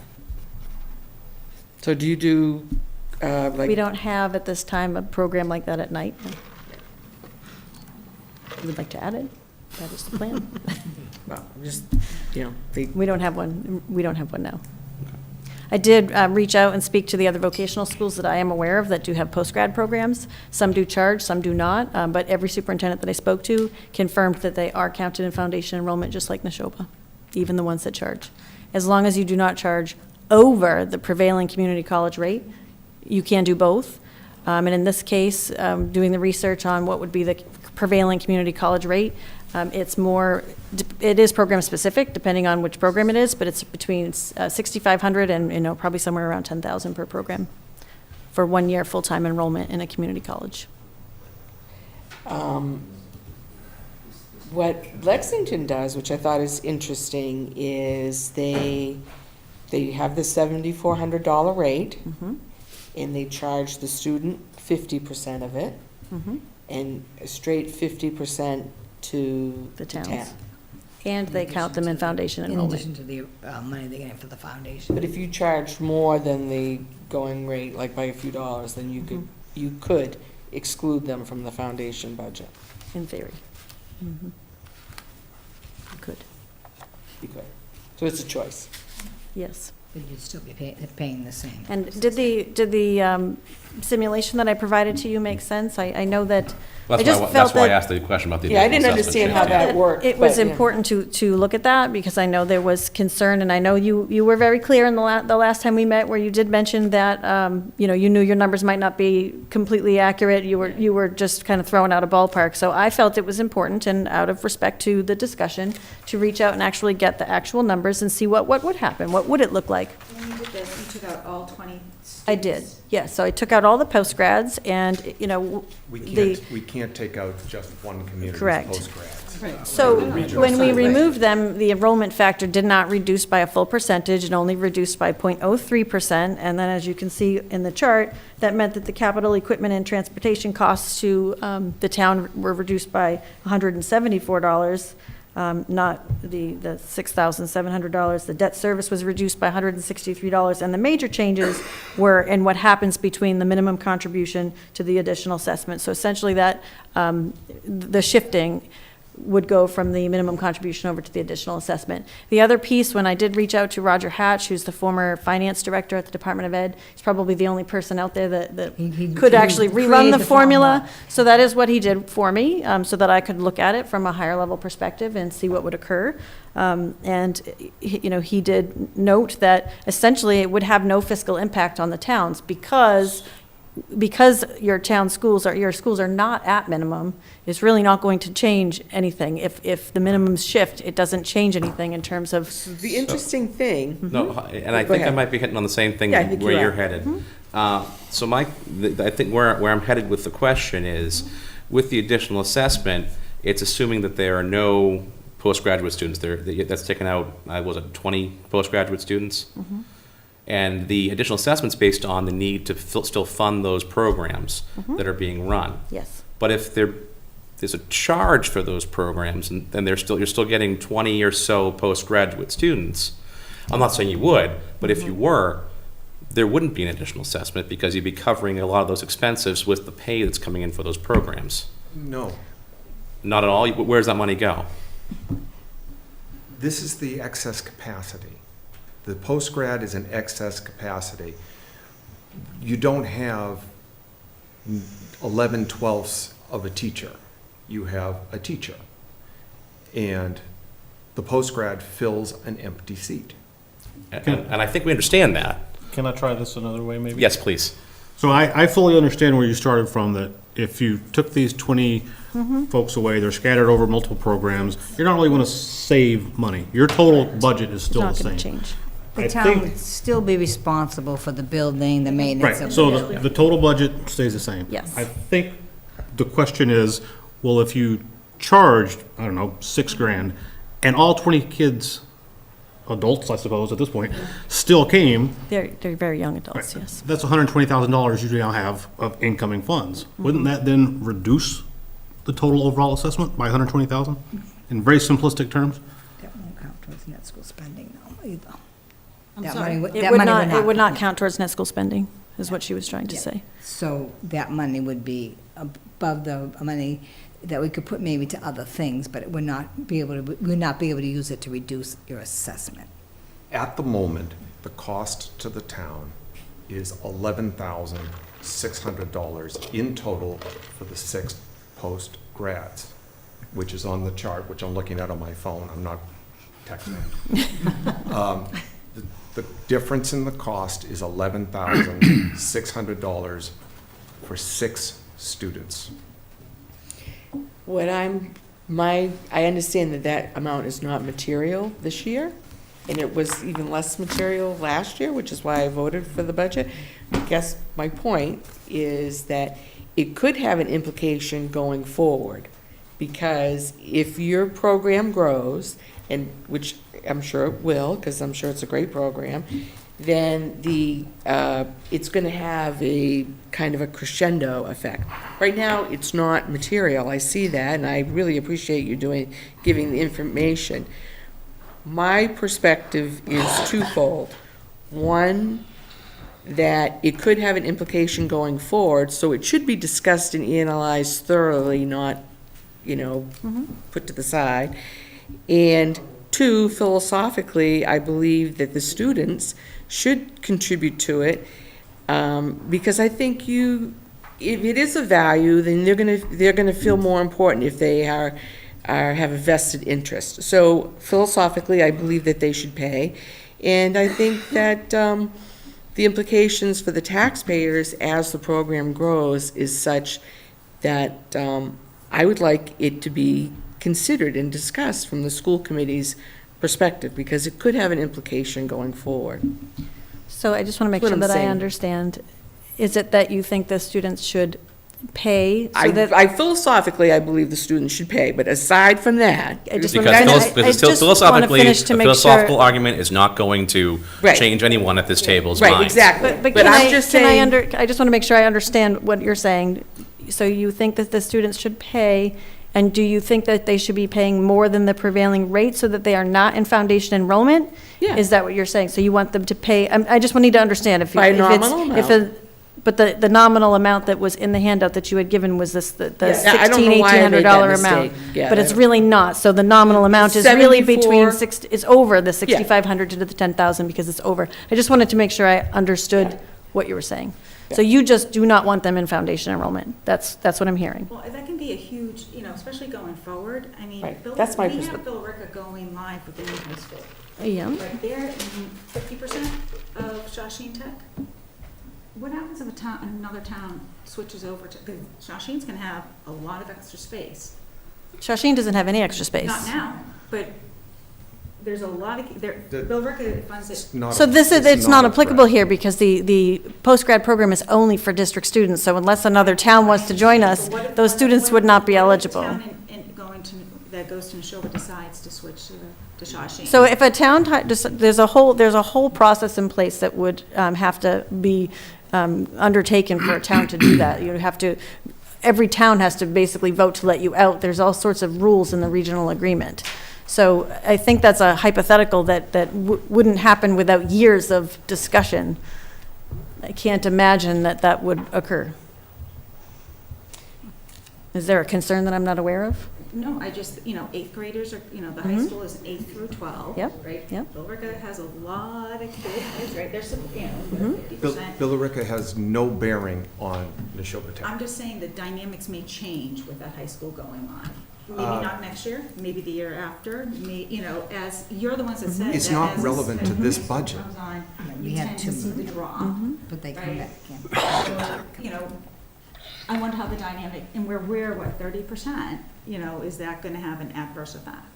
I don't see I honestly don't know that anything regarding Billerica and Shawsheen would have any bearing on us, and I don't see that as the case. Shawsheen's a vibrant, very capable technical high school that more than holds its own, and it happens to, be in Billerica, so it'd be very awkward if Billerica ever left. I'm not saying they would leave, I'm just saying with a new high school that has 8th graders in the high school. Right now, it's not kids going from a middle school deciding where they want to go. I mean, that's a major shift, because now they're part of the school. So I'm curious to see how their enrollment is going to kind of, because you're the ones that kind of brought it to my attention that, as new schools come up, you see that dip. Sure. Well, as to the knowledge that I have, and again, I can't really speak for Shawsheen, I don't represent them, but it's my understanding that they are oversubscribed. Today. Yes. Yeah, no. Can I make one comment on that, if I may? Students tend to go to technical high schools because they want to be in those technical fields, and, those are jobs that pay well, that you don't necessarily have to go to college for. And so Billerica builds a new building. They're not part of the Neshoba Tech Regional School District to begin with, and so I can't see how that would affect us in any way. But I think you're using it to clarify, I think, you're using that as an example of a new high school in a district school opening up in that school, being a more attractive option than it would have been in the past for the fence sitters, the ones that aren't sure if they'd want to go to technical high school, if they'd want to go to a regular, traditional, I guess, setting in a high school. So I think that's it's more of an example of what could potentially happen and a concern to watch, I guess, to see what happens. But we addressed that last time when I talked about the 5-year average of the enrollment at Neshoba Tech. It has the ebbs and flows, and some of those ebbs and flows can be directly attributed to which town opened a high school, but the 5-year average of Neshoba Tech's enrollment is about exactly where it is now. So these things happen. One town will build, you're right, in that one town will build a high school and it's the shiny toy, but then people start to make decisions based on what they want to do with the 55 years of their life after they graduate high school. But I think that's pretty, personally, I think it's pretty young for an 8th grader to kind of really know what they want to do. And now, this is a little bit different too. I grant that, yeah. Because the 8th graders are now part of a ecosystem, right? They're not, it's not like, oh, I have to decide, half my friends are going here, half my friends there. So it'll be interesting, and I'm just saying, it's an observation. It pulls earlier, they're already there, yeah. Yeah, it will be interesting to see if. Well, it and, plays out. at this point, I'm not aware of any plans for any high schools in our district to include the 8th grade. And if that is something that there's something that I'm not aware of, that's something that I would like to know. And the other piece would be to speak to, I think it might have been your comment or your comment in the last meeting, you talked about how perhaps we need to start talking to 7th graders and 6th graders, because sometimes they're actually making those decisions even earlier as to where they want to, I think that might have been you that mentioned that. And again, all wonderful things to consider, all things for us to consider, because at the end of the day, our job is to provide a technical education to the students that are interested in it.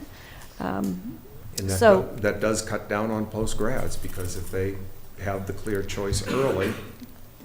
And if I can offer any other additional questions regarding our budget, the few things that I would like to point out, again, I know I'm supposed to be here to answer questions, not go off on a long tangent, but, overall budget increase is 2.5%. We worked really hard to get there. We talked about this.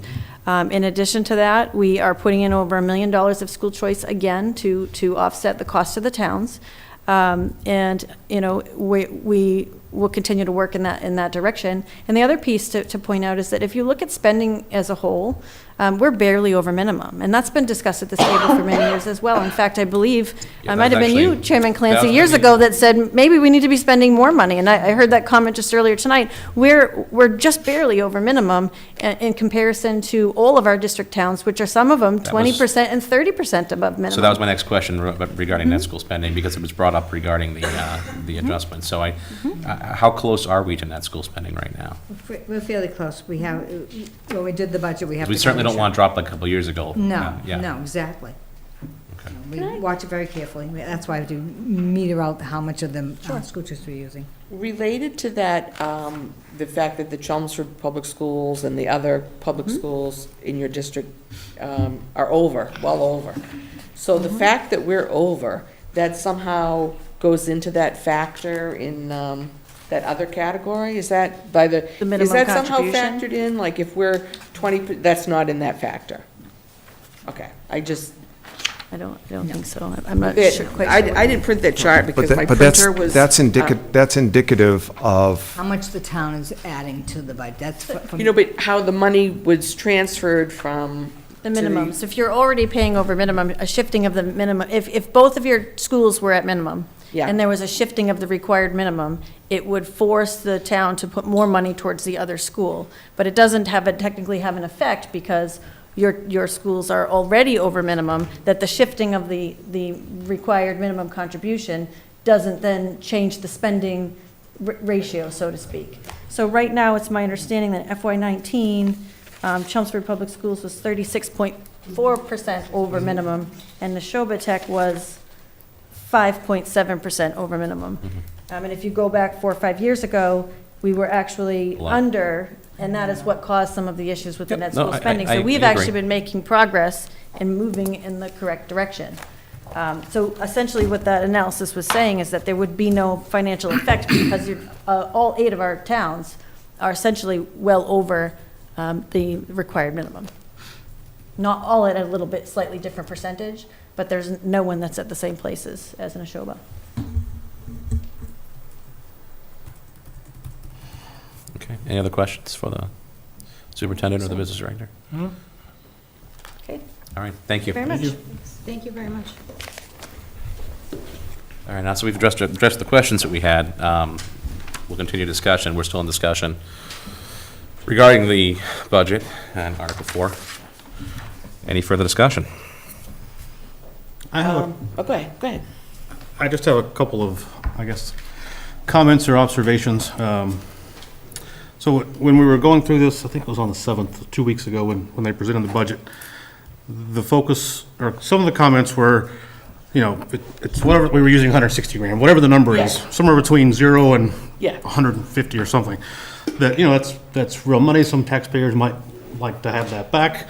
And it struck me that right after the Neshoba discussion, we talked about spending 75 grand to rehab buildings for seniors. Like, well, we're spending money for them, and the argument was that we should charge for Neshoba. So we're okay subsidizing and helping out older folks, but we don't want to do that for younger folks. So What just to exactly is your point? Just to address, no,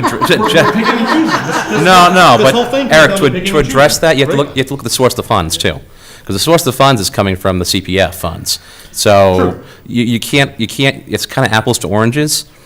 And everything that we decide, so we want to hire a new community service coordinator, we want to hire a new SRO for the school. We'll discuss that when we get to it, But yeah. again, we're picking and choosing. So some things are okay to spend money on, some things are not.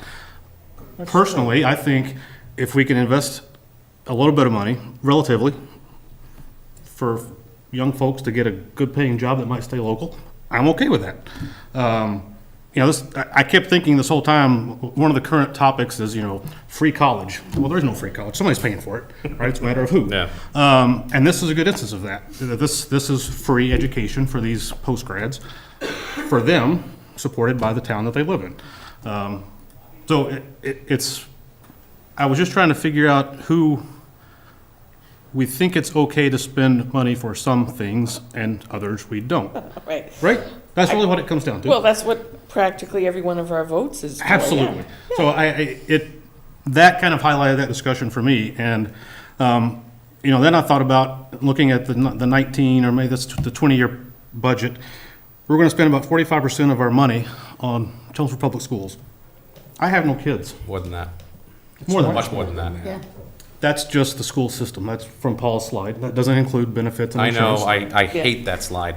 I brought that up many times. And if I may add to that, the health benefits is the reason that we will never be under net school spending, because that does count there. So whatever the percentage is, somewhere over 50% of our spending goes towards the schools. I would argue 60. I pay about 10 grand in taxes, so 6 grand of my tax money goes towards something that I have no investment in. I don't have kids. Well, of what comes back to us, because remember, a lot of Same argument for Neshoba, Yeah, right? no, I know. So it's just kind of a context that, if this was 15, 20 kids, different story. I would hope if it grew to that much, it would get some discussion at the school board or school committee. But from where it is and where it seems to have been for the past few years, I'm okay with it. And again, in the grand scheme of things.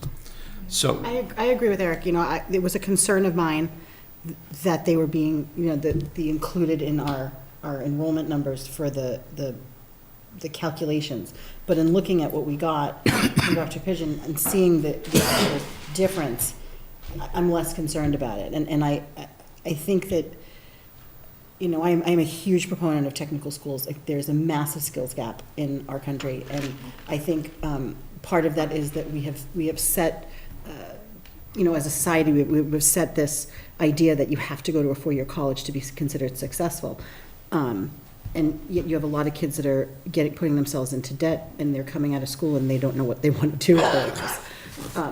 I love the idea of a school that offers kids a different opportunity, and an opportunity to get into the workforce before their peers, to, have a career that's going to be very well paying. And as Eric said, stay local. It's very rare that you find someone go to a technical school, come out as an electrician or a plumber, and then travel halfway across the country to do it. So, I agree that in the grand scheme of things, that you get a lot of reward for a smaller amount of our budget. I think it's a credit to the current administration at I completely agree. Neshoba that they've addressed a lot of the concerns we've had over the last few years. Because we had a few years ago, and that was included with the net school spending bill. And even the transparency. I mean, Well, even if you take that's- the numbers out of it, just even the Was transparency my next has comment, been yeah. exceptional That was lately. another thing that we've been Yes. concerned about over the years. And even this year, they've provided with the online information that Yep. we didn't have in the past, and they're attempting to focus and address it in ways. So we are being listened to. And I think it's a credit that there's really only one thing we're really talking about as a potential concern. I don't think it's necessarily something that is going to turn us away from supporting this budget. But it's just something that could be at least cognizant of. Yes.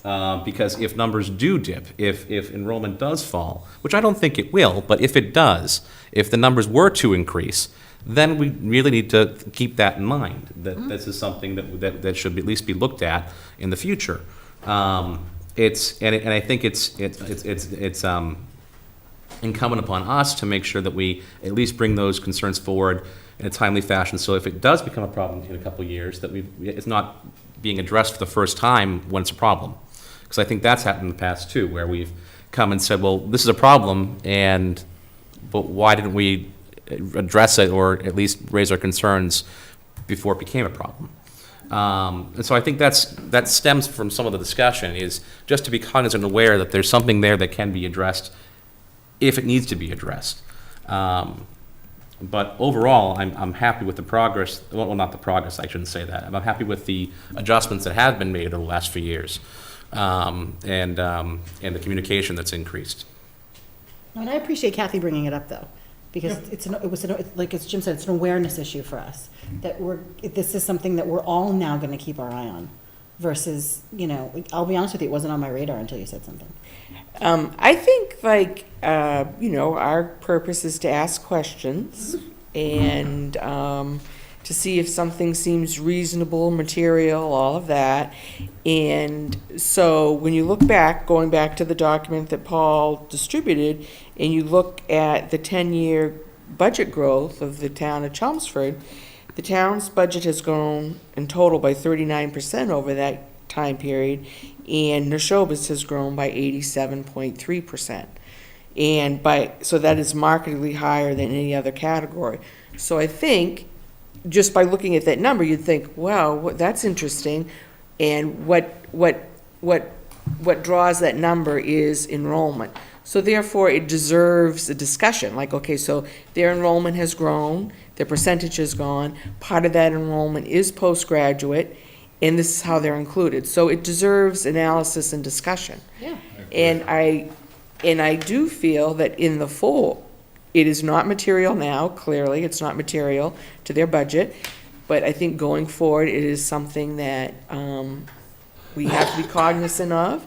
And I think that our school committee members should have a discussion about which is the best way, an in-depth discussion, going forward. What is the best way to proceed for the town of Chelmsford as far as like the tax dollars? So what I'll ask this year going forward is that the members of our committee that were liaisons this year, that we reach out earlier in the year, that we reach out to our members of our portion of the board at the school committee, and that we have those continuing conversations throughout the year, so that we're ready for that discussion again. Because what I don't want to appear is that we're being overly combative, or that we're trying to be somehow demonstrative in the way that we're addressing these concerns. Because I think they're very few and far between, quite frankly. It's a very well-run budget. So I think it's incumbent upon us to make sure that we're reaching out earlier. I agree with you totally, and I would like to just say that I think that the feedback that has been given in the past has been incorporated, and now they have a healthier, stronger, more presentable budget that's easier to read. Much easier. And easier for people to get the documentation. So therefore, that would just make less and less questions in everyone's road easier. So incorporating feedback, on both sides is a good thing, so. And I don't know how much time and effort it took you to put that together, but that might be something to consider going forward. I Yeah. don't know if the other towns have ever asked or seen that, but again, if it's not onerous to do, it might be useful. So again, it's upfront and especially if the transparent numbers about it change. and not reactive to it in the back. And the last comment I'll make, as Kathy pointed out, the 10-year growth has been pretty considerable on Neshoba versus Chelmsford. However, the 5-year growth is almost exactly the same. So there was clearly some outliers in the 6 to 10 year. Right. But in the last 5 years, it's pretty much on par with the Chelmsford school growth, so. Any further discussion? Good job. All right. All those in favor? Aye. Any nays or abstentions? All right. Mr. Chairman, can we Yes. take a 3-minute bathroom break? Because we have a lot to get to, and All right, I we're don't gonna want to take miss a, anything. Kurt, we're gonna take a 3-minute break. 3 minutes is quick. Thank you.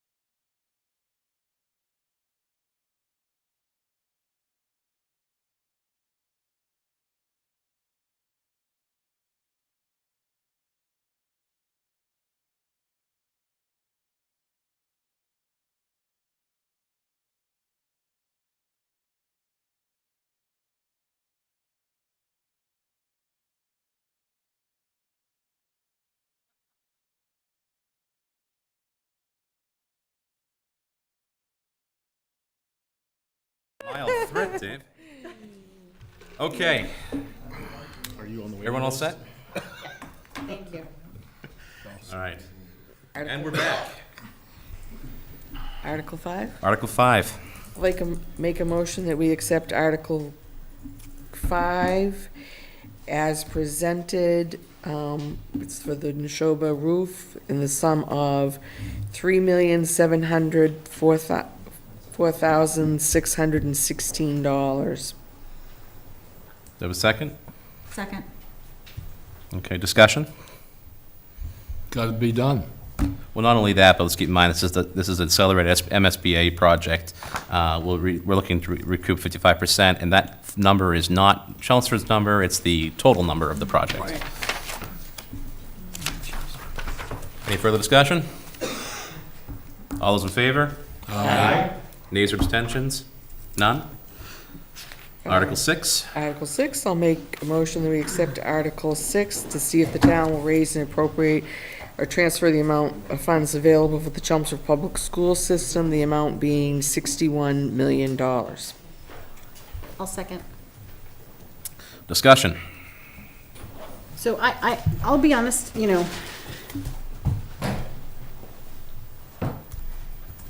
I don't think my concerns are any reason necessarily to vote to not recommend. However, I do have some concerns.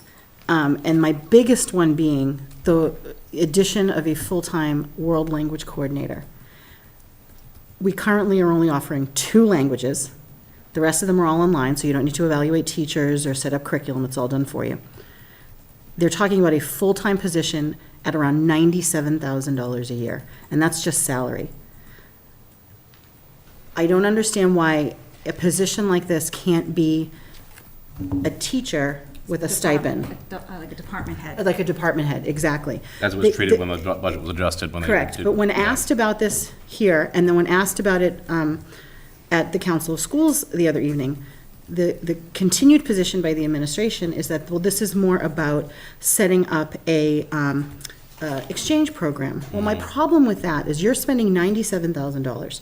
You are putting in a full-time position for something that is going to serve a very small portion of the population, an exchange program. When asked if this position would also be part of potentially researching and coordinating and writing the curriculum for bringing foreign language to lower grades, we were told absolutely not. Yeah. So my concern is that we are spending this money and expending it, you know, encumbering it for years to come potentially. Not potentially. Right, well, okay, I'm trying to be nice. We're removing teacher positions that when you look at the numbers of the kids in elementary school, the enrollment numbers, we very well will have to put them back in the next couple of years, unless Dr. Lang is truly willing to go over the 27 to 28 kids in a classroom. And just on that discussion concerned me. Well, that's my next point. So, Okay. but I'm saying, so we're talking about doing that. We're going to need to bring those teachers back, but at that point, we now have this other position in place. What are we going to cut then? I mean, what are they going to cut when they have to bring more teachers back? And this position, to me, seems excessive. And, you know, I feel that it's, you know, we talked sort of like with the Neshoba thing about like philosophical differences. Philosophical differences aside, I look at this from a financial standpoint, from a needs versus wants standpoint. It would be wonderful to have a world language coordinator. It would be wonderful to have full-time vice principals in all of the elementary schools. Do we need it right now? Do we need to be spending this kind of money right now? You know, should we be a little more cautious with how we're spending our money? And that's a big concern for me. My second, you know, major concern is that the enrollment numbers do not, I understand that Dr. Lang has a problem having 18 kids in a classroom justifying a teacher's salary, but that's 1 year. 1 year it would be 18 kids. No, he did it the next year, was a roll-up. That's what I'm saying, but that would be 1 year if they kept on these teachers. It would be like 1 extra year of that. But if you look at the numbers, 5th grade is 25 kids in every classroom right now. And the assumption is that we're not going to get any more kids, at McCarthy, the assumption is we're not going to get any more kids from this building. You know, I know they said they're talking about potentially sending that, you know, to different district, that'd be fine, but we don't know that yet. And you look at the numbers in the elementary school, and it's not getting smaller. So my concern is that we're getting rid of them this year, but will they ever actually put them back? Because as we see, once positions have been removed, they don't necessarily get put back without a good, It took a while to come back. yeah. I don't actually, I didn't bring, that's the one piece of paper I didn't bring was the school budget, I don't know why, but, so I think though that that people aren't actually losing their jobs. No, I'm not saying losing So jobs. we don't We're want people to eliminating think that they're positions. teachers, losing Yeah. their jobs. No, I'm not Okay, saying, well- I didn't say lose jobs, we're eliminating positions. I guess the way this, So there'll be less teachers at that school. they're shifting positions. Correct. Shifting, they're Within- realigning. Within the, Realigning, correct, but there will be less teachers in that building. They are removing 2 positions for next year, for 7th grade, and then the following year, they are removing 2 more positions for 8th grade. But those are the ones they removed originally 2 years ago. I understand that, okay, but Anita, when when they you're originally. talking, can you just, But when they originally did it, they said if the numbers go back up, they will reinstate them. that Well, class- 5th grade has 25 kids in it, and now all of a sudden, 25 is okay. Yeah, but no, but I think he said that, you know, and I agree with you, I think, my point, the 5th grade, I'm okay with if the 5th grade was in elementary. I'm not okay with the 5th grade making that transition into a middle school, because I think that's a Right. very different dynamic. So I Yeah. agree with you from a 5th grade, I think currently the way the district is, I think it's important to have smaller numbers at that number. right. However, I do agree with the philosophy that, you know, the older kids, you know, 25 is tough, but as they get older and more acclimated, no more than 25. Right. I mean, but- ideally but we're- 22. I think Right, ideally is but if 22. If we're starting at 25. Well, I think that's the kind of the limit that he will go to, is what Yeah. I heard when Well, that's he was what I heard talking too, about. right, and I So, hope that that would and- be, we would hold to that, but again, if you're bringing in this, But I would, you know, I'm with, you know, with you on the 5th grade, I think is just such a shift for kids. They're tiny, they're heading into, you know, the 5th graders are with 8th graders. Mm-hmm. In this district, I think I'd like them to reevaluate the 25 number at the 5th grade level. yeah. So I'm with you on Yeah, that. yeah. But I also heard that, you know, he's gonna adjust, and, you know, there are certain grades that, once that, you know, extra number comes in, they're, you know, that's too much, and they But need where are they to. gonna get the money? What are we gonna cut? Are they gonna put on a world language coordinator now and then get rid of them in 2 years? I just like. No, I agree. you No, know, I don't Usually, once disagree you have with a that. position like this, they don't get, you know. And then like what Glenn mentioned, you know, the social emotional issues, and I brought it up when they were here too, was that you've got kids. Listen, I'm willing to say it, my daughter is in 5th grade, and she's on the spectrum. And having 25 kids in her classroom, the 5th grade is a chatty class. They are a very boisterous grade. She finds it very difficult to stay focused and to handle the constant sensory overload of all these kids around her. Now, she's doing very well, and she's taking it in stride, but there are kids that are not as fortunate as her.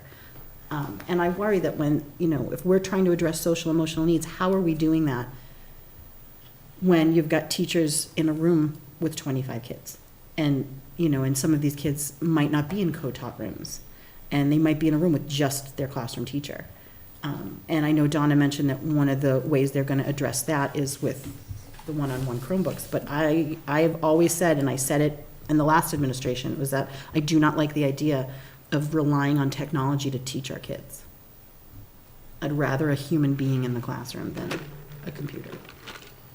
Although I'm all for the one-on-one, I just don't want to rely on that I as a, think the point was that as a it changes. safety net. I know, I agree with you, but I do think that there is gonna be a change, right, from independence. My kids, you know, my oldest, he brings home books. He's in high Yeah. school. He is a book person. He studies on a book. He uses the computer to write up his papers. That's it. Because that's how he learns. He Right. doesn't, you know, that's fine. I do see a lot of people coming, you know, out of school, young kids, first jobs, and they do things very differently. You know, I've yet to still get used to doing my notes on a computer, but these kids They don't do use, it, they yeah, don't do no. pens and paper, you know. So I Yeah. do see that there could be a dynamic, how quickly, Right. how much that impacts, whether it's, you know, does that mean that 25 kids in a 5th grade class is appropriate, I don't know. Right. Like, that needs to, I think, still be vetted out. Yeah. I'm not in the classroom, so, I kind of default to the teachers who are, right? They know best. But I will be honest with you, I will defer to the administration for the class sizes and all of that, but when you add that on top of, the world language coordinator thing is getting me, I'll be honest with you, spending that money on that for a full-time position, What's getting me? Yeah. Budget line autonomy, that's what's always gotten me. The what? The budget line autonomy, that's what's always gotten me. So that was my next point, was I feel like we're in a position that gives us absolutely no control. 90% of the budget we're okay with, but we can't say, okay, we recommend this. I know, we have no control. That's. that's what- I know, but- It's frustrating. It is frustrating. The So, school like, committee does. Right. So but- the school committee could And say they have yay or open nay. meeting. They have the open meeting, they have, you can, No, they don't, though. They don't have that. You can go and make a comment, but you can't talk back and forth and have a discussion. So, Well, the my school- concern is that there's are 90% of the you saying that budget. the school committee can't change line items in No, budget? like she said, they have open meeting. yeah, I mean, you can provide input, I mean, Yeah, they but discuss the budget, Oh, yeah, it's but out there, right? but if but what I'm saying is, the members of the school committee, if they did not agree on the language person, then they could say, I'm not voting for that line item, Right. and I want to make an adjustment. But they didn't They do they that. have that, that's their authority. That's their authority, And that's their power. Right, but I feel like, we're probably all Yeah, okay with no 90, 95, even 98% of this budget. It's this like one thing, and we can't give caveats to our recommendation. Town meeting can't even change it, really. It's the number, Yeah. But back to I don't know that they can do the department head thing, because that's a contractual thing that when we pared back at one point from the Yep. coordinators to the department heads, that you had to have union agreement, because you don't want a teacher evaluating another teacher. So that's part of the coordinator job, is to No, I understand evaluate, that, and right. so you can't, they don't want to have talking- peers, so That's a shame. it isn't as simple as saying they should have a department head, Right. because this is. Okay, well then why not part-time? Because we're thinking about it, what is this person gonna do 12 months out of the year? Because it's not a teacher position that's only there through June, they're there all year. Administration's there all year. So they're not changing the curriculum, they've pretty much said they're not looking to bring it down to the elementary levels. The main reason that we're being given for this is We're for. talking about exploring other languages being added. Yeah, possibly, but that was like not, the reason for this we Playing were devil's given. advocate here. Right. The reason we were given was for the exchange program. That's why they're doing this. And I know you think it's for a small minority, I mean, I think an exchange program. I think it's a really- great I idea, but think- do we need to bring a full-time, there are outsourced companies that they're gonna do it anyway. From a liability standpoint, Jim, should we be running an exchange program fully in-house? You don't want me to answer that question? Right, no, but I mean, so you look at it that way, but like we brought an exchange student into our home and it was an amazing experience, but she came through an organization that's what they do. And the school department in that town outsourced to them for it. Do we really want to bring on a full-time person at the upper $90,000 a year for just an exchange? I mean, I don't know, in 2 languages. That's my concern. Other than that, I think. No, my bigger concern is the class size and the elementary levels. Yeah. I do think we're going to see an uptick. Especially with, I know we haven't seen it yet, but we do have more and larger housing coming online in the next couple of years. And although it hasn't currently led to a large increase, there's not saying that it won't lead to a large Correct. increase. Additionally, with the full-time kindergarten program established, it lends to our discussion about already being in the community, already being in part of that building. Where they're coming in at the kindergarten level now, they're more likely to stay in district because they've already started, they have those friends, they have those relationships that they've established even at that younger level. And so my concern is with the spacing issues, with the staffing issues at that level. And if we're shifting, because we're not eliminating a position, we're shifting a position. So we're eliminating at that level. We're shifting the teacher into a different role and a Correct. different level, to make that very clear. But my concern is, like I stated, we have the 4 elementary schools. Now, I know Pipe Dream, I mean, we're going to our 3rd year of the MSBA application.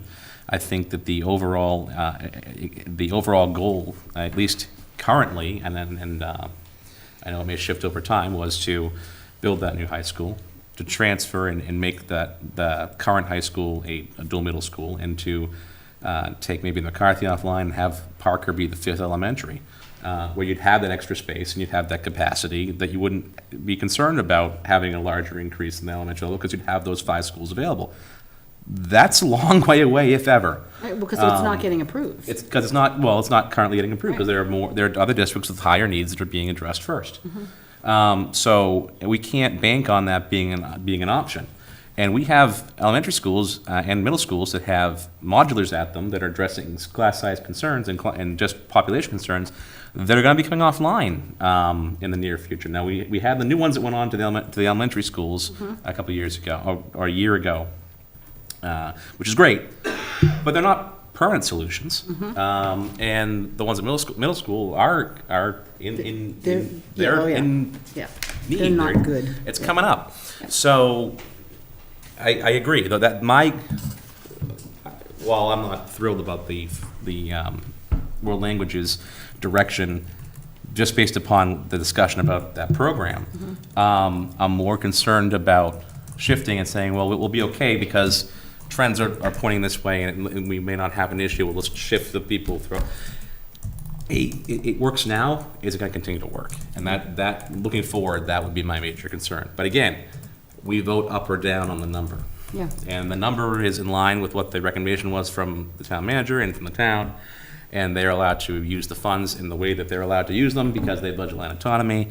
We'll have to keep pressing our concerns with our own school committee in the hope that those will be addressed. So, in line with the show, I'm going to ask again the members that met with Chelmsford Public if we reach out more regularly to that as well, to be part of the discussion earlier on and to voice our concerns. I think we need to continue to at least address them and to some way, shape, or form make sure that our concerns are at least being heard throughout the year. I agree. That's kind of difficult, though. It's Their difficult. timeline is so tight with when they come out with the specifics of their budget. That's true. But if the seed is planted early on, Yeah. when you enter into that Yeah. spring, Okay. at least it's been discussed before then. Okay. On the enrollment thing, grade 1 enrollment as of October 1st was 382 students. And if you follow that line item through, like, that's the next time, that's the biggest year, except for grade 7, which is 397. So to that point about the new first graders, the new generation are coming through. But I think that they've always been pretty good about trying to deal with adjusting the class sizes. I think they're gonna have to address some redistricting, I think is what's gonna happen, some little That's change. a dirty word. That's gonna be It's a a dirty fun word, but I experience. think somewhere along the line, they're gonna have to change their makeup a little bit. Yeah. But I did want to compliment them because we've been mentioning, or I have for a number of years, that the money in the Community Education Fund, and this year they have identified a number of projects that they're going to use to spend down some Sure. of that money, including a playground at the Westlands, air conditioning, and upgrading the building technologically, so we don't have to take that money off of capital planning or whatever, so. True, that was an untapped resource that that I believe you Yeah. The quick earmarked. question, the community ed money, right, has to go to, does it have to go to the Westland School? Well, It has- I mean, I so 'cause some discussed, It has to go to that I program. discussed this when we met privately, and because, There's a difference between community ed and childcare. Yeah. There's a childcare account. And that's Okay. owned, Has the money. yeah, okay, thank you, I'm sorry. We do have a community ed account. Yeah, I misspoke, I meant childcare. Okay. So I asked this question when I met with them, and because I said the childcare does actually happen in other buildings. Right, the high school and Yeah, then it Summerfest is at happens in- Center, yeah. It happens at all the Oh, elementary. the extended day. right. Extended day. Yes, yes, yes. So I said, why couldn't a percentage of money be used in those buildings to offset the cost? And she said, that is one way of doing it, allocating a certain percentage across, but the way they chose to do it is to dedicate it just to that one building. But they could if they wanted to. Sounded Okay. like it was a At choice. At an allocation based on how often the other facilities Right, some are sort used. of Okay. percentage Okay. formula or whatever, that All could right. be done that way, but accounting-wise, she Right. made the choice Yeah. that they want, I don't know if they felt it was better, cleaner, Let's- whatever. It's being used. No, it's It's being Yeah. used, and I'm Yeah, yeah, happy yeah, about no, it. I was just But the curious. example that I brought up was the clock that was presented at capital planning. I couldn't believe that they put down a $36,000 or $26,000 request to have a clock. I'm like, come on, school choice, this money, come on. So, and they're also utilizing the school choice monies specifically for the computers. So these extra revenue sources, they are utilizing to provide, improve things for the kids. So we want the cash to be spent. So again, listened to our concerns and so, I appreciate that. And the budget gets better, the budget presentation gets Yes, better every year. yes. For sure. It's light years ahead of where it was a few years ago. Yeah. I like the footnotes. You're welcome. I like the lanes, like how you can jump to the end, like, you know where you're Yeah, going. no, it's I a like very that, yeah. comprehensive and understandable budget. Okay, any further discussion, I'm afraid to ask? No, I put my 2 cents in. All right, all those in favor? Aye. Any nays or abstentions? None? Okay, I would make a motion that we accept Article 7, to see if the town will raise and appropriate or transfer the available funds to require for the town's general government operations for the fiscal year to July 1, 2019 through June 30, 2020. And I do not have the precise amount, but 76.1 million? I actually don't have that number in front of me either. The raise and appropriate is 65.5 million, and you've got the transfers from the wetlands fund and the sewer capital, 6,000 from wetlands protection fund, 2.4 million from sewer capital, 650K from sewer user revenues, and 129 from sewer stormwater management revenue, 69,000 from cable television license revenue, and 159,000 from child care revolving to those respective line items. So, motion for what he said? 19 line items. Only 19? That's the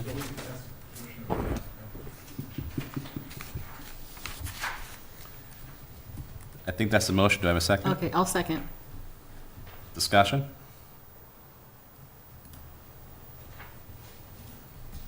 This is our discussion on the town budget. Just The big saying. one, right, yeah. Yeah.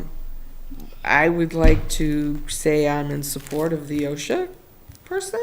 I would like to also say, the social services person, employee, I'm in support of having that, so, I think the town does a great job with their budget, and, I'm supportive. Well, I have a different view. Not that I think the proposal to hire somebody shows, a good reaction to OSHA. I mean, it's the right thing to do. You can't sit down here, back and do nothing. Okay, so I certainly agree with that. But I just think it would be a lot easier if we first hired a consultant to come in and do a complete evaluation of where we are against the OSHA regulations. Because it's not just the Department of Public Works, it's all the departments in Chelmsford. And they should be able to point out our strengths and our weaknesses. They also could then do an education program for us where we bring, because you have to involve everybody in safety. You cannot just have one person who's Mr. Safety in Chelmsford. And the risk of hiring somebody in the beginning is that person becomes Mr. Safety. Could be Mrs. Safety. Excuse me? Could be Mrs. Safety. I'm just saying. I'm sorry? Could be Ms. or Mrs. Safety, I'm just saying. That's fine. I'm glad you pointed that out for me. Would also be Ms.? I did say that, actually. I said Mrs. or Ms. I wanna make Could be sure Miss, in fact. I want to make sure I got it all You in got it all, there. okay. Yeah, okay. I can start throwing X's in If and I stuff try like to that, get too. back the point, okay, is that the risk is, I think it's a real risk, that you just hire somebody and you put them in the Department of Public Works, but the town is responsible for safety everywhere. And OSHA regulations cover all departments. So that's, and it reminds me of, I hate to use my own background, but it reminds me of, when ISO and some of these other regulations came out. Okay, well, we couldn't go out and just hire an ISO person and a different ones. We first had to educate, we first had to analyze our strengths and weaknesses, and then we could pinpoint in, and then we trained everybody. We had program, and usually the consultants can help you with that, and they can cover more ground than one person can cover. And finally, at the end of the day, if this is all nonsense and you've got to hire somebody anyways, why would you not have them report high up in the town organization, showing OSHA how seriously you take safety, as opposed to having that person down in one department, as opposed to up maybe reporting to the, now I know I'm going back and forth here a little bit, but my only point is that we want to show OSHA that we have a legitimate program, and I'm not sure hiring somebody and put them in the DPW does that. So when we met with, Jim and I, when we met with Gary and the other folks at facilities at DPW, it may be a reporting home. Gary fully understands this is not a DPW employee. It is town-wide responsibilities that the position is being slotted into the DPW as opposed to reporting to Paul directly or somebody else. But, and the concerns I heard,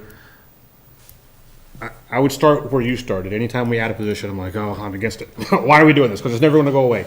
But on the OSHA front, I think because we talked about, could we get a consultant? Could you get a part-time? Could you get a contractor? And I think a consultant and a contractor are probably interchangeable, because this wouldn't be a one-time consultant. This is an ongoing, every day, somewhere in the town, looking at something, whether it's DPW, schools, fire, police. So it would be hard to imagine a consultant coming in and doing a study to say you need to work here or work there. That wouldn't be coming in every day in perpetuity to do this. So I'm in favor of the OSHA side. I'm probably less bought into the community services coordinator. Before we get to that, can I just? Certainly. Thank you. Well, So, I'd like to reply to that if I could, but if not, well, I'm going to expound on what Eric said and add and address a couple of things that I think need to be added to that statement, and then you can reply to the entire, if you don't mind. So, the other discussion that we had when we met with Gary, but also when he came before us last week regarding that budget and that particular position, was that the person, if it were a contract position, the concern would be that this is becoming a very paper-intensive position. It's going to be not only going out to the other departments and making sure they're OSHA compliant, but also making sure that they're properly documenting everything, not only the training, but also any concerns or any issues that are arising, because with the new regulation being applied to municipalities, the concern is that if you don't have it documented, it didn't happen. And so, because this becomes very writing labor intensive, it requires a great deal of focus and coordination so that all departments are reporting or being reported to by this individual who's now not only making sure that we're compliant, but also documenting that we're compliant and that we're addressing concerns, so that if there ever is a situation, hopefully there isn't, where there is an OSHA violation, because there are more inspectors that are being brought on that are first year funded, but second year funded by fines, which is the other concern I have, is that with this new position, we are not the only town that's doing it, and we're certainly not the only town that would like to be able to do it, and in speaking with other towns that would like the ability to bring someone like this on. The idea is to get ahead of the game and avoid what are going to be increased fines and greater visibility that's coming with this new installation of these new regulations applying to the municipalities. So I think that was the concern behind it being, because I agree with you. When I hear a new position, especially a salary position, I go, oh, okay. So instead of it being a one-time cost or a cost that's over 10 or 5 years, it is an ongoing cost that increases over time, that adds not only to the salary side, but also to our benefits liability and also our post-employment liability. So it's a cost that increases not only in the salary line, but also on other lines as well. It's a concern, and it's one of those areas where you increase personnel, it's hard to decrease, and it's an ongoing cost in the future, ongoing expense in the future, as opposed to where it's a consultant or a one-time payment would be a one-time cost going forward. But so that's just to address some of what you said. That's why it's presented that way. And Gary is of the mind that he gives an example where in the past you'd have a crew out and they're working on something. You might have someone go by and everything like that. Now there'll be people that are inspectors that can stop, review, document, and report back on these sites to make sure these people are not only properly, but report the violations that may occur and expose the town to future liability. Well, please go ahead. No, I don't want to repeat myself, but ISO was an example that I used, okay? And obviously, the whole key to ISO was document what you do and do what your documentation is, which is a lot very similar to OSHA. And by the way, most businesses have been under OSHA for a long, long time, okay? Mm-hmm. We all have been. You don't find an OSHA person, okay, in the businesses, okay? You find safety committees, and you find audits, and you find everybody involved in safety, not just one person. So, I mean, we can agree to disagree, but we add another hire that I think down the road we won't need, okay? And we'll pay the benefits and we'll go on, and then we'll hire somebody else, I guess, soon on something else. And it's, you know, there are other ways to do things. So I disagree with you a little bit on that. I personally would like to see first a consultant in, knowing full well that a consultant will cost us more money. Because I think this position is going to evolve, and it'll give us the opportunity to, I think, better vet what we need. However, I do think we need a full-time position. At some point, this is going, but I'm just a little bit nervous about making sure it's the right hire right away. That's my only concern. But the alternative is to spend more money that the town doesn't have. Well, so I can appreciate, and I understand why they're going down this path. Well, you make a good point, but what if we don't hire the right person? You know, and what experience do we have? So that's my, that I would maybe, and while I think that, the social is an important position, because I know I've been going to a lot of people in the town, needing some support and finding out where to go and stuff like that.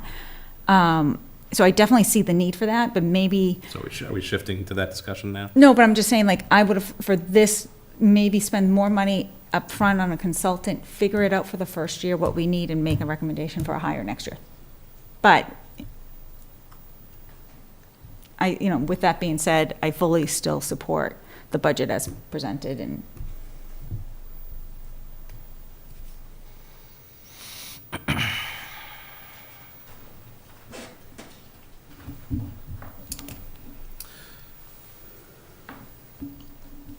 Anything else on OSHA? Anyone else want to talk about OSHA? I personally don't, but you're more than welcome to chime in if you'd like. Okay, so any other discussion on the overall town budget? I would just like to add a couple of comments on the community services coordinator.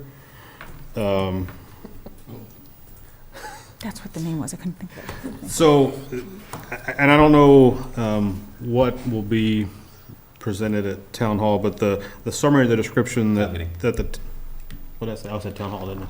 We're at town hall. That Paul had sent out, talked about how, and I'm just trying to, this is more of a question, I guess, for the group, that Neshoba and the school department each contain additional positions for social workers. I thought we just decided that the school did not. They did not add a social worker. That was, They did at the Parker School. They did at the Parker School. So what's happening here at the Parker School, because you were here last week, at the Parker School, they are introducing the social worker, and they're going to see how that program works. So they were kind of, they had two, I guess they were guidance counselors, for lack of a better description. I can't remember exactly how they were described. And there were 3 at McCarthy, but they've adjusted the team sizes at McCarthy and Parker this year to be equal. And they were short one of those positions, but instead of hiring the same position at that level, they're bringing in a social worker to see how that works and how that program would benefit the community. If it does, they're going to address it at the other middle school. But they want, it's kind of a test program to see, is this what we need? Does it work? And see if they implement it other places. okay, thank you. Because I did miss that discussion. I know Neshoba is adding, I think, $10,000 of extra funds for a contracted position. So they're not adding a person for it.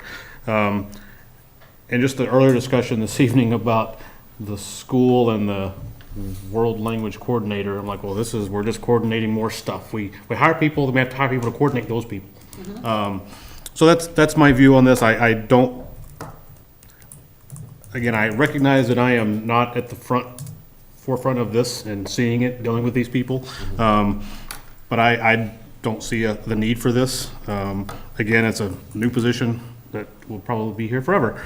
Not just salary, but all the benefits and the other costs that go along with it. So that was, so on both of these positions, I've kind of gone back and forth multiple times on my position and how I feel about them as more information comes forward. Because my initial gut reaction was, why do we need either of these, quite frankly?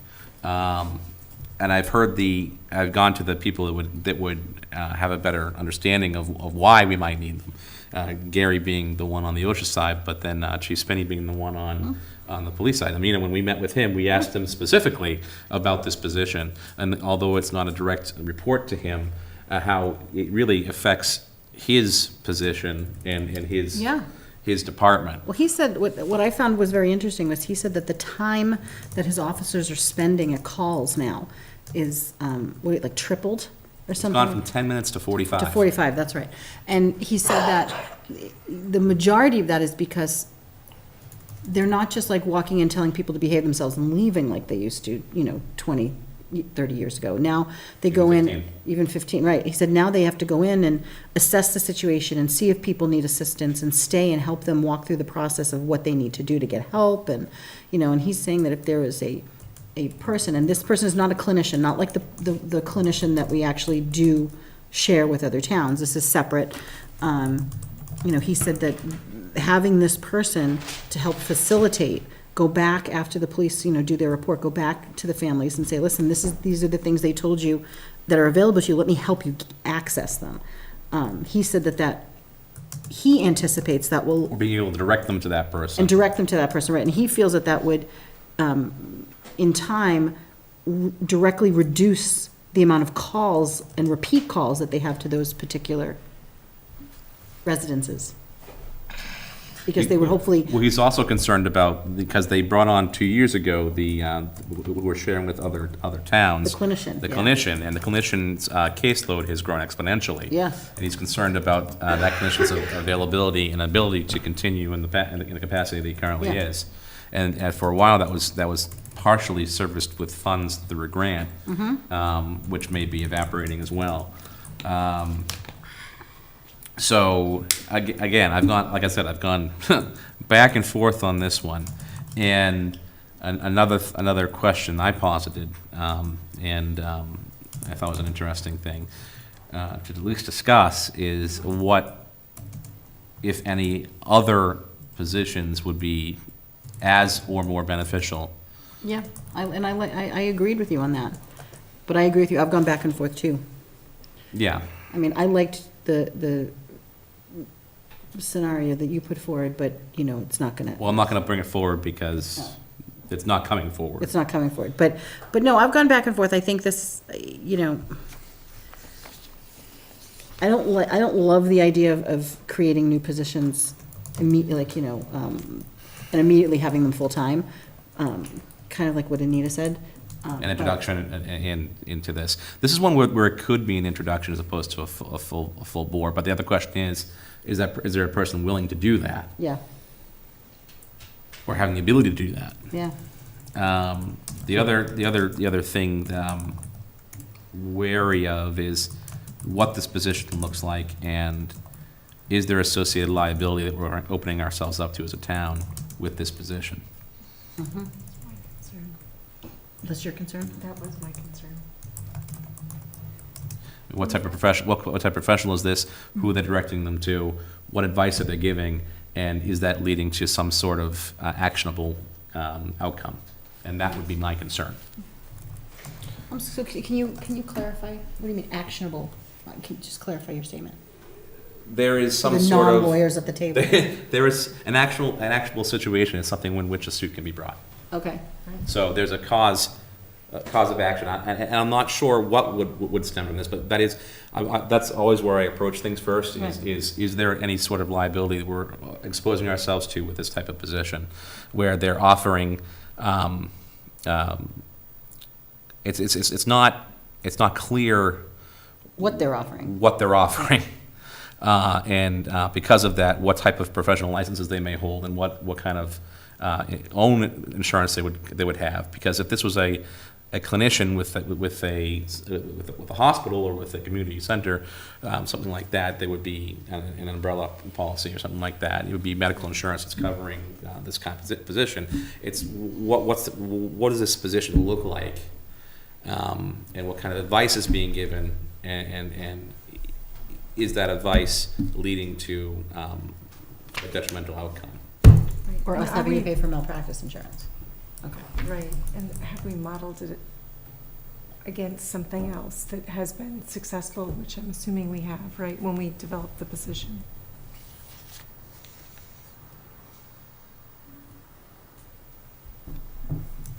Can I mean, it's something you said that, I don't know if it was your logic or this was filthy from when you met with Chief Spinney, that, you know, over time, several years, maybe more than several, the average call has gone from 10 minutes to 45 minutes, and this position is needed. I infer that means, well, then the average call will go from 45 back down to something less, because, hey, we've got this one person. Well, I don't know if he said that the length of the time spent will go down, but he made it seem like the number of times they'd Number be of called times to they the have to same go to the same residences place. for the same thing. So that's the other thing. It's not just the amount of time at each call. It's the fact that they're going back to the same places for the same issues over and over again. Gotcha, okay, thanks. Yeah. So that would lead to a reduction. That would lead to a reduction to that, but I Could. think when they are. Could, that's true. It It's could. not a It guarantee. could. Yeah, Potential, exactly. there's potential Yeah. for that. I don't, he didn't allude to it reducing the amount of time they're at calls, but I think it could potentially reduce the amount of, like, repeat business, so to speak. Okay. Anyone who's watched PD Live knows that's true. They all go back to the same place over and over again. I mean, theoretically, this is a very good position, and all things considered, it's certainly a need that needs to be addressed. I'm just not. I've gone back and forth. I'm not completely sold on the manner in which it's being addressed. Is it the wording, you think? I don't know. I just. Because like I find, like you said, it's not very, to me anyway, and maybe it's just So my it's a- interpretation of it, it's not very clear that, like you said, the qualifications this person needs to have, the actual, like. Paul, is there an RFP or anything, or any type of, not RFPs, obviously not for this, but any type of job description that you could provide that would? There's a little more specific. Yeah, I mean, where it is, as I said, these positions exist in other communities. Mhm. Yeah. You know, like I said, I found at least a dozen other communities that have this. You know, generally the person is a social worker. Okay. But they're not doing clinician work. What Right. they are is they're a resource person. Much like Regina downstairs doesn't treat veterans. Right. She puts them in contact with services that are needed. And so this person would basically be the person who would direct people to where you can go and then follow up, you know, just, as you said earlier, in terms of, you know, are there services, you know, are you in touch with where you need to go if the police have been at your home 3 times, or if you've got an issue with, you know, childhood, you know, behavioral issue, these are the places that you need to go. If it's an immediate crisis, these are the 24-hour facilities you need to go to, and so forth. And so that's the type of position that it is, and that's what I find when I talk to my colleagues in North Andover and these other and Acton and these other communities. And so again, they you know, it may be somebody who has an immigration problem that comes up, and so therefore you're helping them to direct them to the appropriate, you know, agency. And the reason that it's all coming down to the local level is because you know, they're not being addressed at the state level as they had been a generation ago, because you know, they're not going to be hit by, you know, DYS or developmental services and so forth, because if, you know, they don't meet their criteria. So that's basically, so they're not treating, they're basically directing and resourcing and dealing with the Board of Health if there's a hoarding issue. You know, these are the type of resources: depression, suicide, those type of things. That's where it's going. And then part of it is also an educational component that goes in the community as well, in conjunction with the Board of Health, the police, and so forth. So do you? It's not a treatment thing where Right. they're going to be personally involved with, you know, counseling an individual or an adult. Right. We're not bringing in a staff. Do you anticipate this being just reactional? No, I also see it being prospective and informational, you know, getting information out, you know, information on, you know, signs, you know, education things in the community, such as signs of hoarding, signs of issues with, you know, depression, suicide, you know, stress. What about, like, would there be some coordination with the public schools even? Oh, yes, I mean, Yeah. definitely. Is this also a position that you anticipate, like, advertising to the community, letting them know that this is a person they can seek out and get help from? You know, find the resources they need through this person? Okay. And how is this structured in some of the other communities? Is it a 9 to 5 kind of position? Are they on call? Is it a 1-800 number that they can reach out to if it is suicide? Since a lot of it is based around the social emotional piece? Yeah, I mean, generally the person works during the daytime hours, but there is the ability in the crisis to be reached after hours. And they will be at night meetings. If there's a presentation going on over in the library, then the person would be there.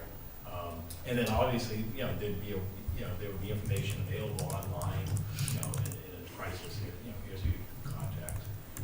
But no, we're not running a 24-hour crisis hotline. Right, I understand that, but I mean, in a pinch, would they be doing that? And I think it's an incredible resource to have for all of the pieces and parts that we have, you know, questions on. I think that no one can argue that we're dealing with a public mental health crisis.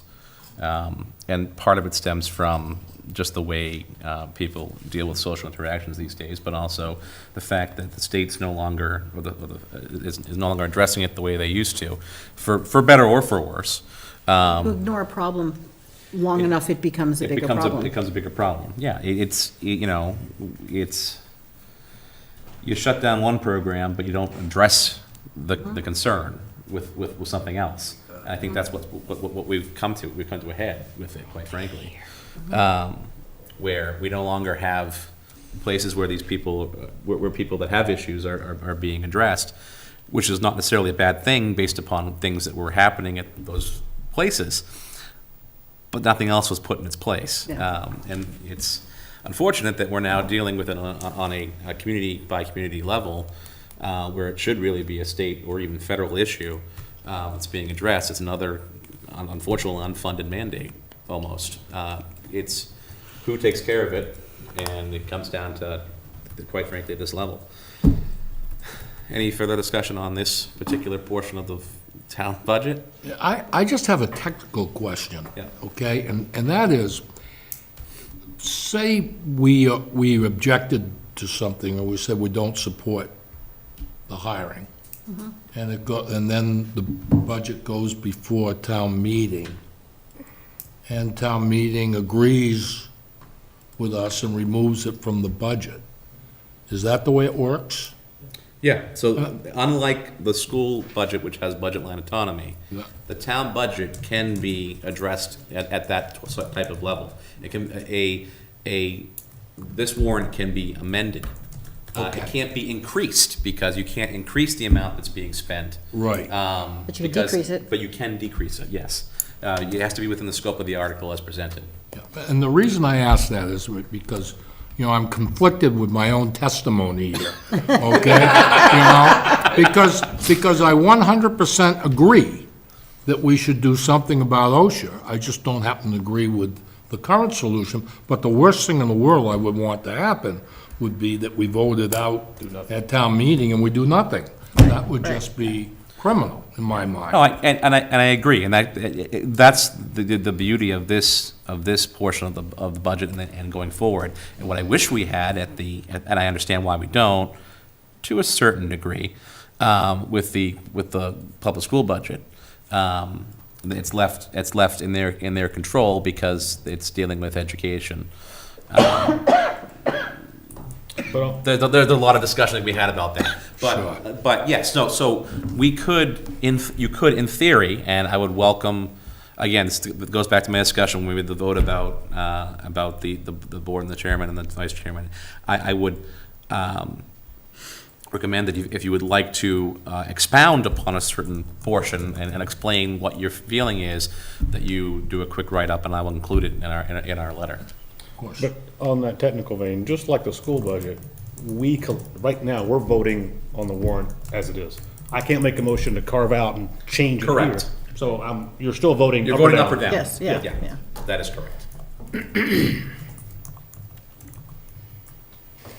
Any other portions of the budget we had any discussions on? I mean, it's a very, again, I commend our town manager and our town finance director and our town accountant and everything. They do a fantastic job putting our budget together every year. The department heads do a fantastic job, and it's shown because it's successfully run itself the past couple of decades. So it's nice to see that happening year after year, and overwhelmingly it's supported. And again, it gets nitpicky, but I mean, it's a well thought out and discussed and reviewed budget. And we deal with the constraints that we have while we wait to try to increase the availability of funds in some way, shape, or form. Having said that, are there any other further discussions regarding the town portion of the budget or this warrant article? All right, take it to a vote. All those in favor? Aye. Any nays or abstentions? I abstain. Okay. Six ayes, one abstention. Make a motion that we accept Article 8 as presented. It's the reserve fund for the Finance Committee for the fiscal year 2020, and the amount would be $400,000. Second? Discussion? Well, we'll see if it stays at 400. That's all I'm gonna say. My concern, and I'll voice it here, and I'll probably have to voice it if it comes up for amendment later, is that it does factor into our reserves and how we're rated for bond. And it's nice to have that available for, not only for our bond rating, but also Emergencies. our emergencies as well. Because although we haven't, knock on wood, had any in the last couple of years, we've had to address it. We have addressed it in the past. And it's nice to have that availability to come to it during the year and have that cushion. where we don't have to call a special town meeting. Any further discussion? All those in favor? Aye. Nays, abstentions, none, unanimous. Article 9. I make a proposal that we accept amend Article 9 as presented, the capital plan for fiscal 2020, the grand total of which is $3,473,018. Second. Discussion? Excuse me. I wish we had more money to spend on road improvements, but, Really? But we already discussed that in the other thing, but, I wish in the long run we had more money to spend on road improvements, but, More than It 4 is what it miles, is. right? yeah. I can second that. This is a very, to nitpick this would be ridiculous. With these are capital meetings that happen in November. Kathy, again, thank you for serving on this committee. Well, you're welcome. I like it. And John, you do a fantastic job chairing it. It's a well thought out plan that goes many years into the future, follows the debt schedule appropriately, uses our funding appropriately, and addresses those capital concerns where we aren't just waiting for things to happen, we're proactively addressing them. And sometimes I think that's lost in the discussion where people believe that we are not proactively addressing things. In fact, the capital plan is exactly that. It's a proactive addressment of the concerns that we have and the needs we have in our town.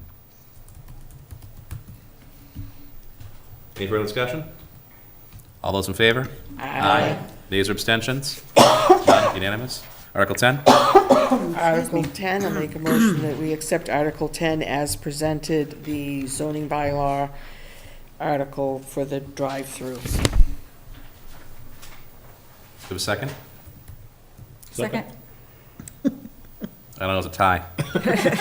You choose, Pam. Discussion. This is going to lead to some significant discussion, I believe, at town meeting. So I think we need to at least discuss this a little bit as to why we vote the way we vote on this. Hands down, I'm voting for it. I think it's the next appropriate step. If there's someone putting together a proof of concepts, presenting it to the planning board, saying this is what we need in order to increase traffic and to improve this building, and it will lead to this being addressed, then I'm going to trust that their market research is appropriate, that they've looked this through and they're willing to make these additions with this change to the bylaw. We need something to spark this at this point, at this time. And given the building that they're showing and how they're drawing it, I don't know if everyone caught what building this exactly is. It's the old Comcast building. It's out on the edge of the highway. You can see it on the highway when you're going down. Yep. And where the coffee shop is located, and again, it doesn't have to be coffee. It can be and I really hope he changes the presentation to not say fast food drive-through, but fast casual, to make it clear this is not a typical. Someone's trying to get your attention. No, that was someone, oh.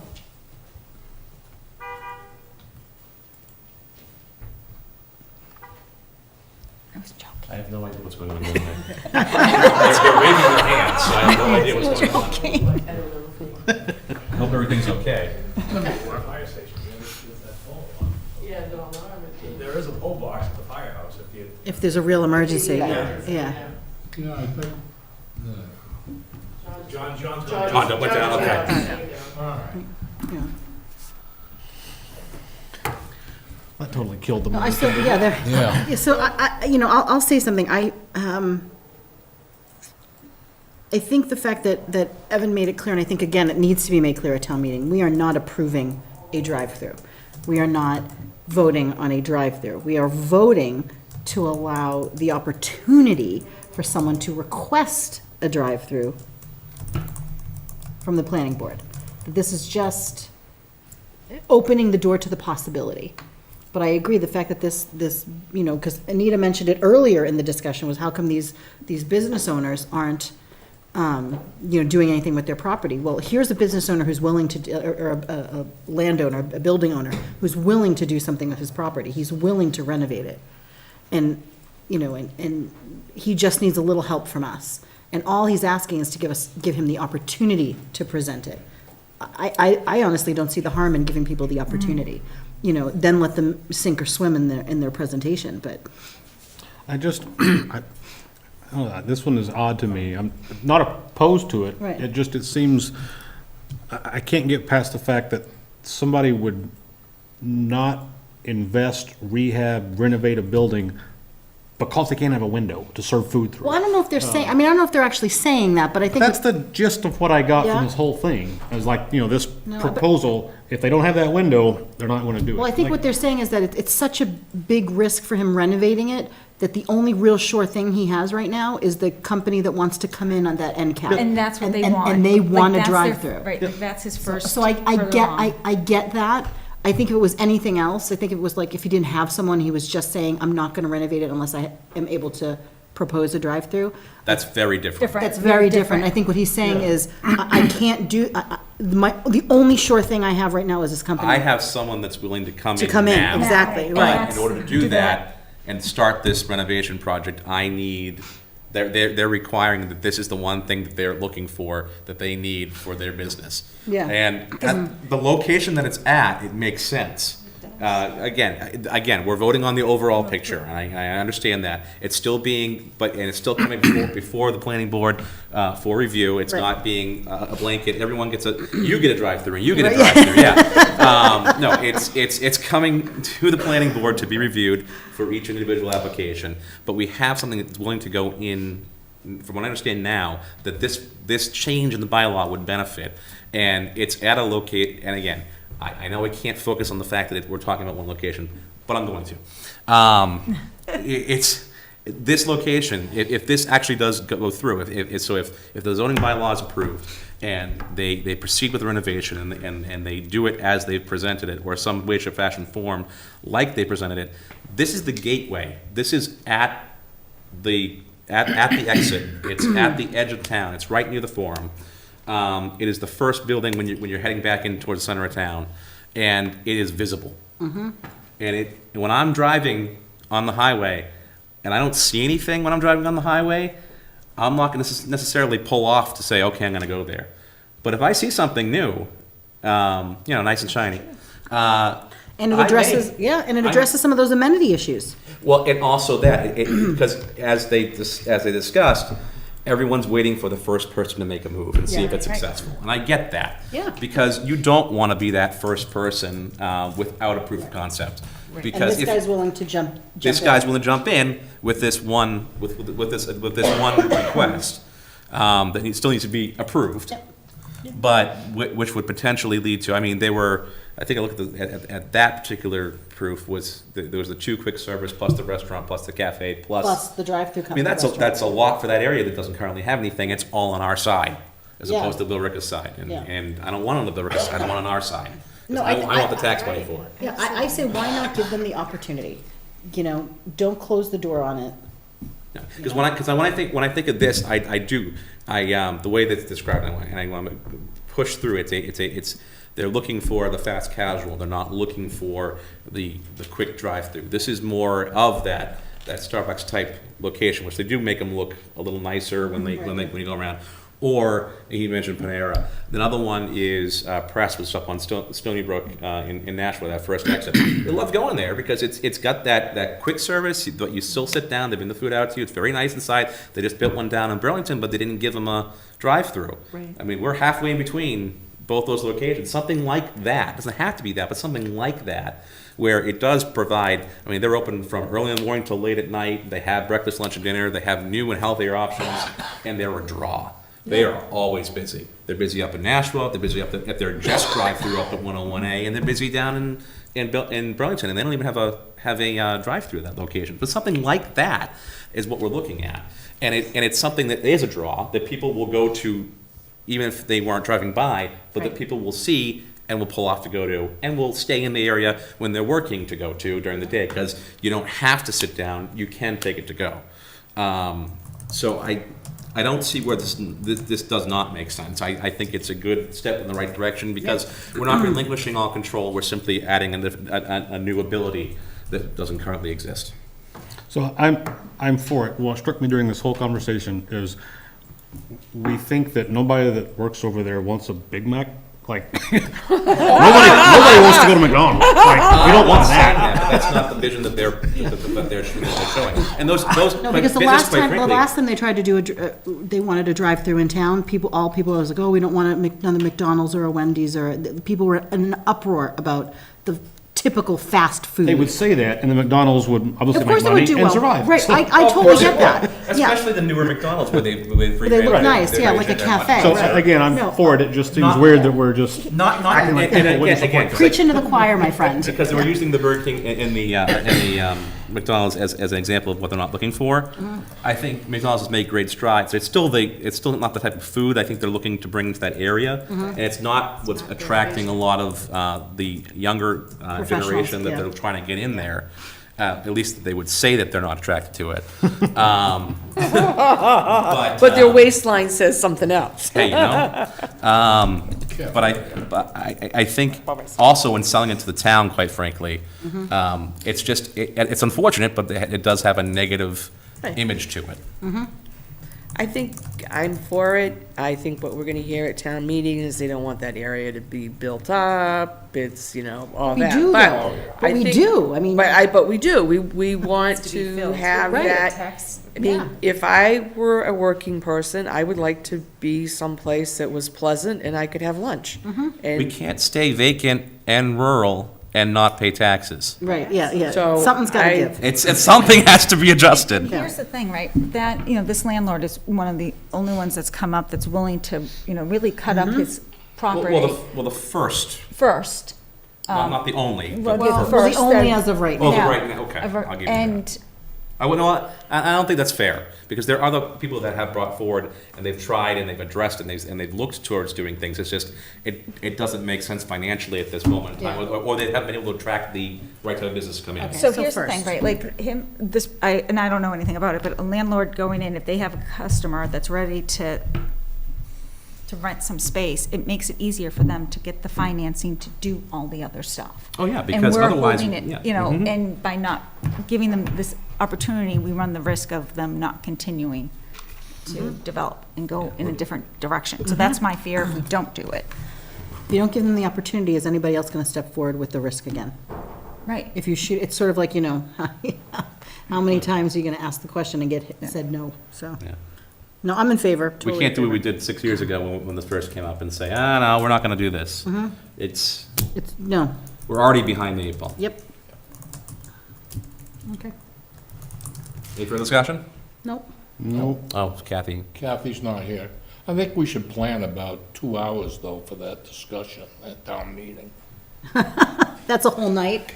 Well, I think it's a given that we're gonna go through it.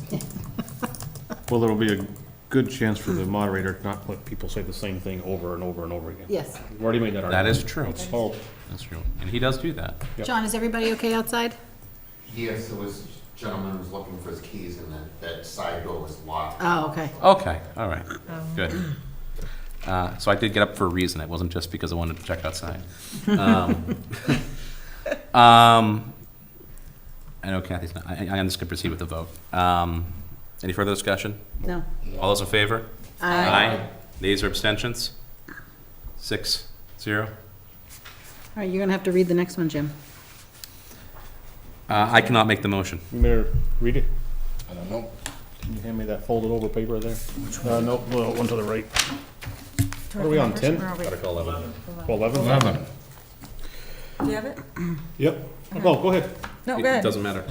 I'll make a proposal for Motion. Article, I'll make a Motion. motion for Article 11 to see if the town will vote to raise and appropriate, transfer from available funds and/or borrow a certain sum of money for fiscal year 2020 budget to operate the sewer enterprise or act in relation thereto, but I do not have the amount. 3,923,122 is the total. 3,920. 3,122. $23,122. I'll second. Discussion? Sorry, we went ahead. Okay, I'm sorry. We're on the sewer enterprise. Okay, great. Any discussion on the sewer enterprise budget? No. Nope. All those in favor? Aye.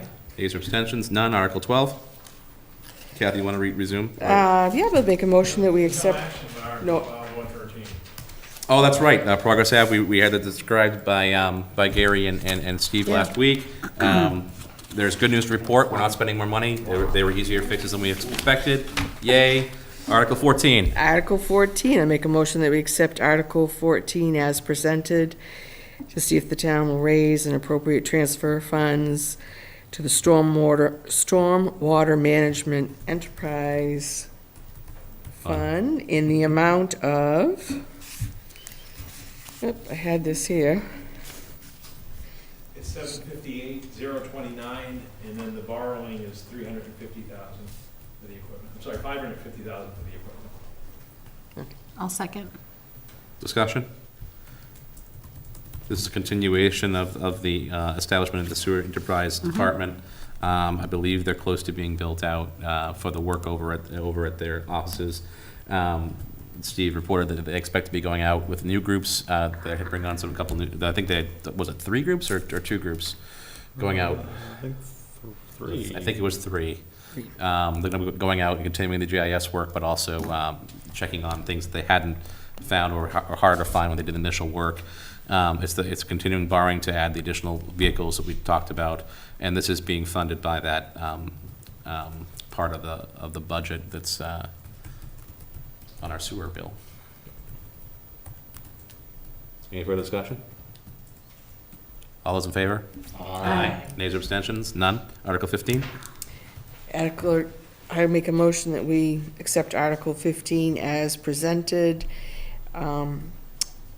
Transfer money for fiscal year 2020 for the Forum Ice Rink, and I don't have an amount for 110. Same as last year.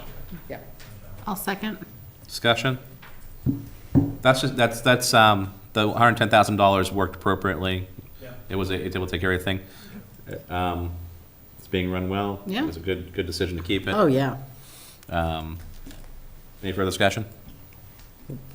All those in favor? Aye. Nays or abstentions? None, so no.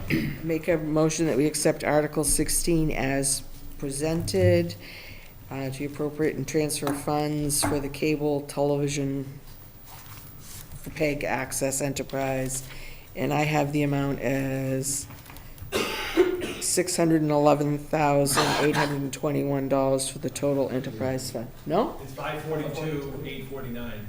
Oh. Remember Pete came in and reduced the budget because... Oh, I'm sorry. Yeah. So it's 542,849. Do you have a second? I'll second. Discussion? I am concerned that the fees are going down. I hope that the legislation doesn't go through regarding the funding for it. I really do hope. This is really they have to find some way to keep this going because, I mean, just right now, we're being recorded and broadcast and kept for future. This is how I consume other meetings, quite frankly. No, me too. Yeah, no, I completely agree with you. Yeah. It really stinks that potentially the funding could go away. I mean, the good news is, and as Pete explained, we have the capital projects that have been done. The stuff that's purchased, we're in a good position. I mean, all the upgrades have been made in previous years, but there's no capital in this budget. It's strictly keeping operations going. Yeah. And it's because of his concern regarding the regulations. So I'm really hoping that nothing changes in the negative and that we're able to continue this funding. Any further discussion? All those in favor? Aye. Nays or abstentions? None? I make a motion that we accept Article 17 as presented to raise and appropriate funds for the golf course enterprise. And I also don't, 30,000. Unchanged. Okay. Yeah, it's the same 30,000. I'll second. Discussion? Have they started the work on the tee yet? That does not happen until this. They're issuing the RFP, but they haven't. It'll be take the place in green, the right? fall. The green. I'm sorry, on the green, that's right. Take place Yeah. after the season in October, November. Okay. Any further discussion? All those in favor? Aye. Nays or abstentions? None. Article 17, or 18, rather. I make a motion that we accept Article 18 as presented. I'm not going to read all those. Yeah, for the amounts listed. The amounts are the same as last Yep, they're exactly the same. It's Yeah. revolving funds. Do I have a second? Any discussion? Hearing none. All those in favor? Aye. Nays or abstentions? None. 7-0. Article 19. 19, I make a motion that we accept Article 19 as presented, an increase in the senior citizens work-off program, an increase of $50,000, but the total of $150,000. I'll second. Discussion? Good program, makes sense. Any other discussion? No, I agree. All those in favor? Aye. Nays or abstentions? None. Article 20. Article 20, I make a motion that we accept Article 20 as presented, certain sum of money to the sale of graves and lots, and 50. I'll second. Discussion? I did have that, yeah. Hearing none. All those in favor? Aye. Nays or abstentions? None. Article 21. I make a motion that we accept Article 21, vote and raise to appropriate transfer funds, community improvement projects, and I believe that's 10,000. I'll second. Discussion? Good program. It's a great program. Good for Gold Awards, good for Eagle projects, good for other community activities. Any further discussion? Hearing none. All those in favor? Aye. Nays or abstentions? None. 7-0. Article 22. I make a motion that we accept Article 22 as presented. You're not going to read the whole thing? For the Community Preservation Fund. 50,000? Yeah, 50,000 for the administrative expenses, that's right. Yep, $200,000 for budget reserves. And 100,000 for each of the other reserves, the 3 other reserves, the open space, community housing, and. The 3 buckets. historic Yeah, resources. the 3 buckets, 100,000, yeah. And then the debt service, which is the 100, each of the Yeah, 300,000 again, and yeah. then the 404 and 393 from the general reserve to pay the debt service. I feel like Paul's testing you. I know, yeah. And he's enjoying it as well. You notice that? The hour's late. Hey, I'm earning that standard University of Maine C score, you know? I'll second. Discussion? Hearing none. All those in favor? Aye. Nays or abstentions? None. 7-0. Article 23. 23, I make a motion that we accept Article 23 as presented. And this is the 50,000, this doesn't look like it's specific. Yeah, What- 50,000 for the community preservation fund, open space, and then the 50,000 for the recreational. Right. So 50 for each. 50. I'll second. Discussion? Too tired to discuss. Not to tell you. I guess I should say that I attended that meeting, and that was very interesting, and I sent you the charts about how they define Yeah. if a program that's is right. eligible, and the sources of the revenue for that. Oh, that was interesting. It was very interesting. Yeah. I didn't know how they did I the didn't realize that the sources of revenue for that are the fees that when you buy a property, there's a fee for getting the deed or whatever, and that fee is how the money is raised, but that fee hasn't been increased in 20 years. So that's part of the reason that the matching numbers keep going down, besides the fact that more towns joined in. So they're advocating for that fee to be increased, to $75 so that, but who knows if they'll ever get that to happen, but that's what, it was interesting, and I went, and thank you for all their hard work for that committee and that group. Any further discussion? Hearing none. All those in favor? Aye. Nays or abstentions? None, 7-0. Article 24? No action. The facade. Well, that's right, there's no action on that one. Article Article 25. I'll make a motion that we accept Article 25, the town to vote and appropriate some money from community preservation for the housing authority, and that was 90. No, 75. Oh, 75,000. 75K. Oh, 75,000 for the senior housing at Brianna Lane, or Lynn. Brianna Lynn Estates. Yeah. Yes. You're approaching a D right now. Still passing. I got spring break looming, so. Do I have a second? I will second. Discussion. Dave? This is your opportunity. You said you're going to bring this up later on. You said you were going to talk at the senior article. No, I think he was gonna argue with me about it. Can't we raise the budget more? I mean, we paid more taxes than anybody else. Okay, and people like Eric are trying to take them away from us. If you work on election day, you can get some of that knocked off. Well, I think it's most admirable about this is how little the amount is, quite frankly, based upon the overall cost of the project. That when Dave Hessen came forward, I think even the committee was shocked at the amount that he was asking for as opposed to what he is actually spending on rehabilitating this project. So it's a great project. It's good. It's more senior housing, which is definitely needed. And also, it keeps our affordable housing numbers where we want them. Yep. Sounds good to me. Any further discussion?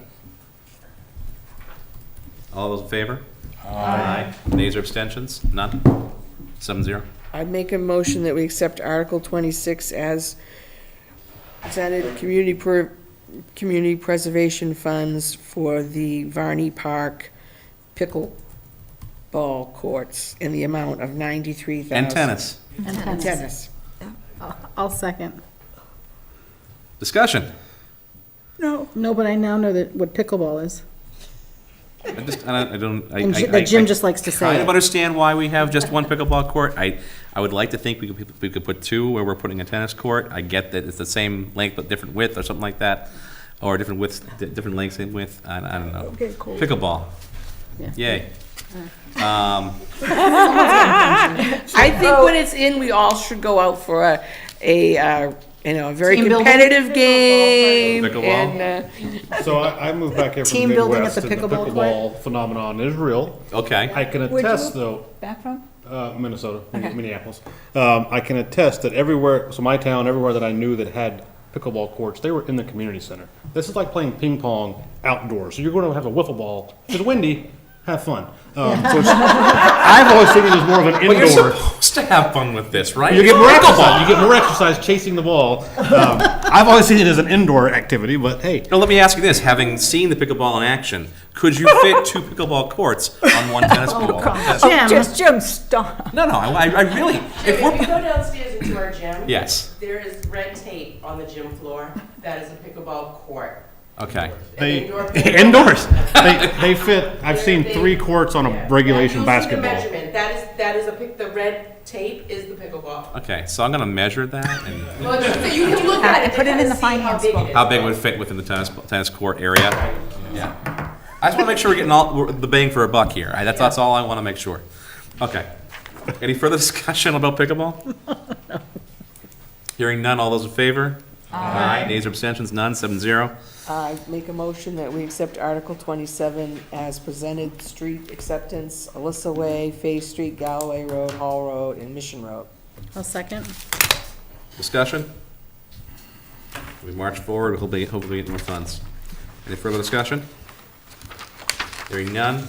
All those in favor? Aye. 7-0. That brings us to the end of the articles and our recommendations. That goes Next to on the Eric. agenda. Eric, thank you. Yep. Next on the agenda is review and discuss, review schedule and discuss plans for budget warrant, book preparation, review, and production. So, those that have voted nay or provided abstention or had a comment regarding a certain portion of a budget, please provide me with a quick write-up Do you want me to provide you with something about the the language coordinator that I was talking Yeah, about? you're more than welcome to do so. The more information that we provide people, the better, because then they don't accuse us of not telling them what we thought. Are Do you you gonna write wanna- up something about the class sizes if I can? I will certainly do that, yes. Do you want to give specific assignments so that you're not waiting to hear from people on the warrant articles Well, or anything? let's look at the schedule here that Pam has so graciously provided. Thank you, Pam. And as we see, we're here today on the 21st, and Pam had scheduled between March 16th and March 28th, putting the book together, and providing us with a draft on March 28th, with a final date for warrant article recommendations to be in the book of April 4th, and final comments on April 5th, with the finalization between the 5th and the 9th. April 10th is the target date for delivery. We could potentially even be there earlier, although we'll see, based upon what we're able to put into the, also, while we're doing this, if there's any presentation material, any graphs, any information that's been presented to us during the course of this, this review, and you would like to see it included in the book, you think it's germane to the way we voted on an article, please present it, let me know. It may already be part of the package that's been provided by John and Paul and Darlene to the, to Pam already. I know you've received some information already put in the book, but it never hurts to present other stuff that we could potentially, I know sometimes we include stuff from Neshoba to show what way we voted that way, same with the school. I want to make sure that we are providing as much information as possible to illustrate our recommendations, especially where we aren't making any recommendations the night of town meeting as we have in the past. There's no need to do it. Although, as a policy, we have had meetings the night of That's for sure. of town meetings. We've done that for many, many years. So it's not a strict policy against having meetings the night of town meetings, as long as we've been providing information prior to meeting and we feel comfortable making a recommendation based upon that information. So we have some time, but let's not sit and wait. If there's something you want to add to the book on a certain article, some information you want to include in support of the recommendation, please send it to the group. Let us know, make sure we get in there, so we can circulate this earlier than. By the 26th is when you want it? So 26th might be a little early, only because I say we still target the 28th for circulating, which is what, next Thursday? No, it says, the 26th says, to get any additional content. Is that when you want our little blurb by, or So the final date for recommendations to be in the book is April 4th. Okay, So let's shoot for next weekend. okay. As a final kind of wraparound, but the sooner you get the stuff over, the better, so we can incorporate it, Okay. and really get going and make sure we get this done appropriately.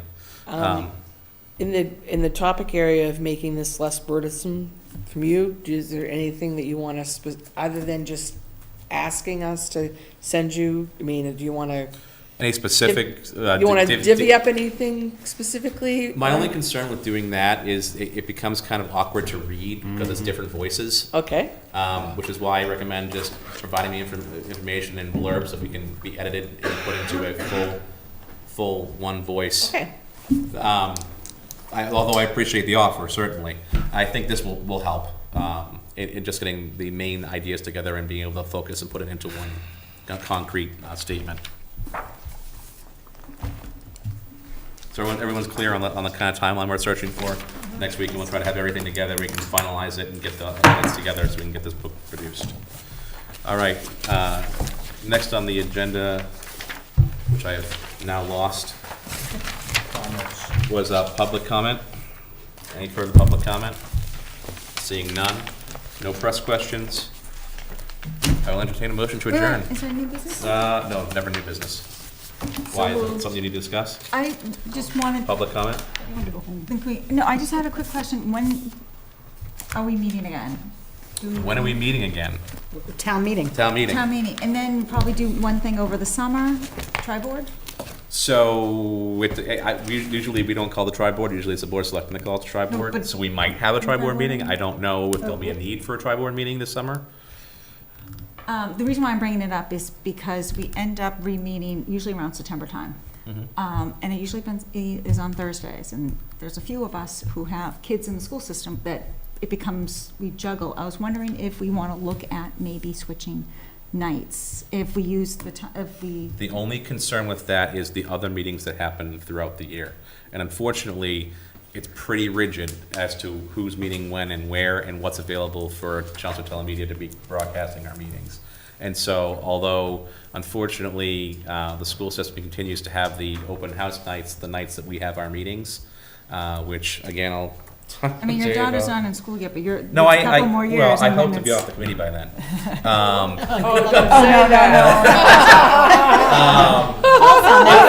I'm out by two, I know I have, what, 2 years left on my current term?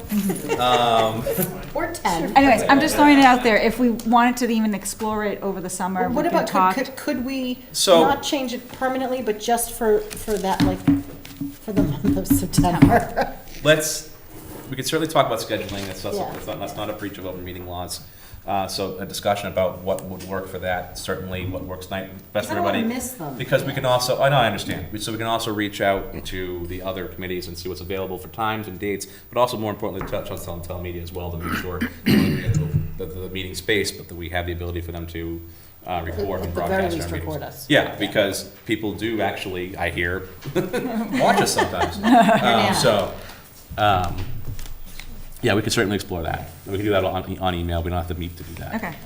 Yeah. Thank you. All right, no press questions. I'll entertain a motion to adjourn. So moved. Second. All's in favor?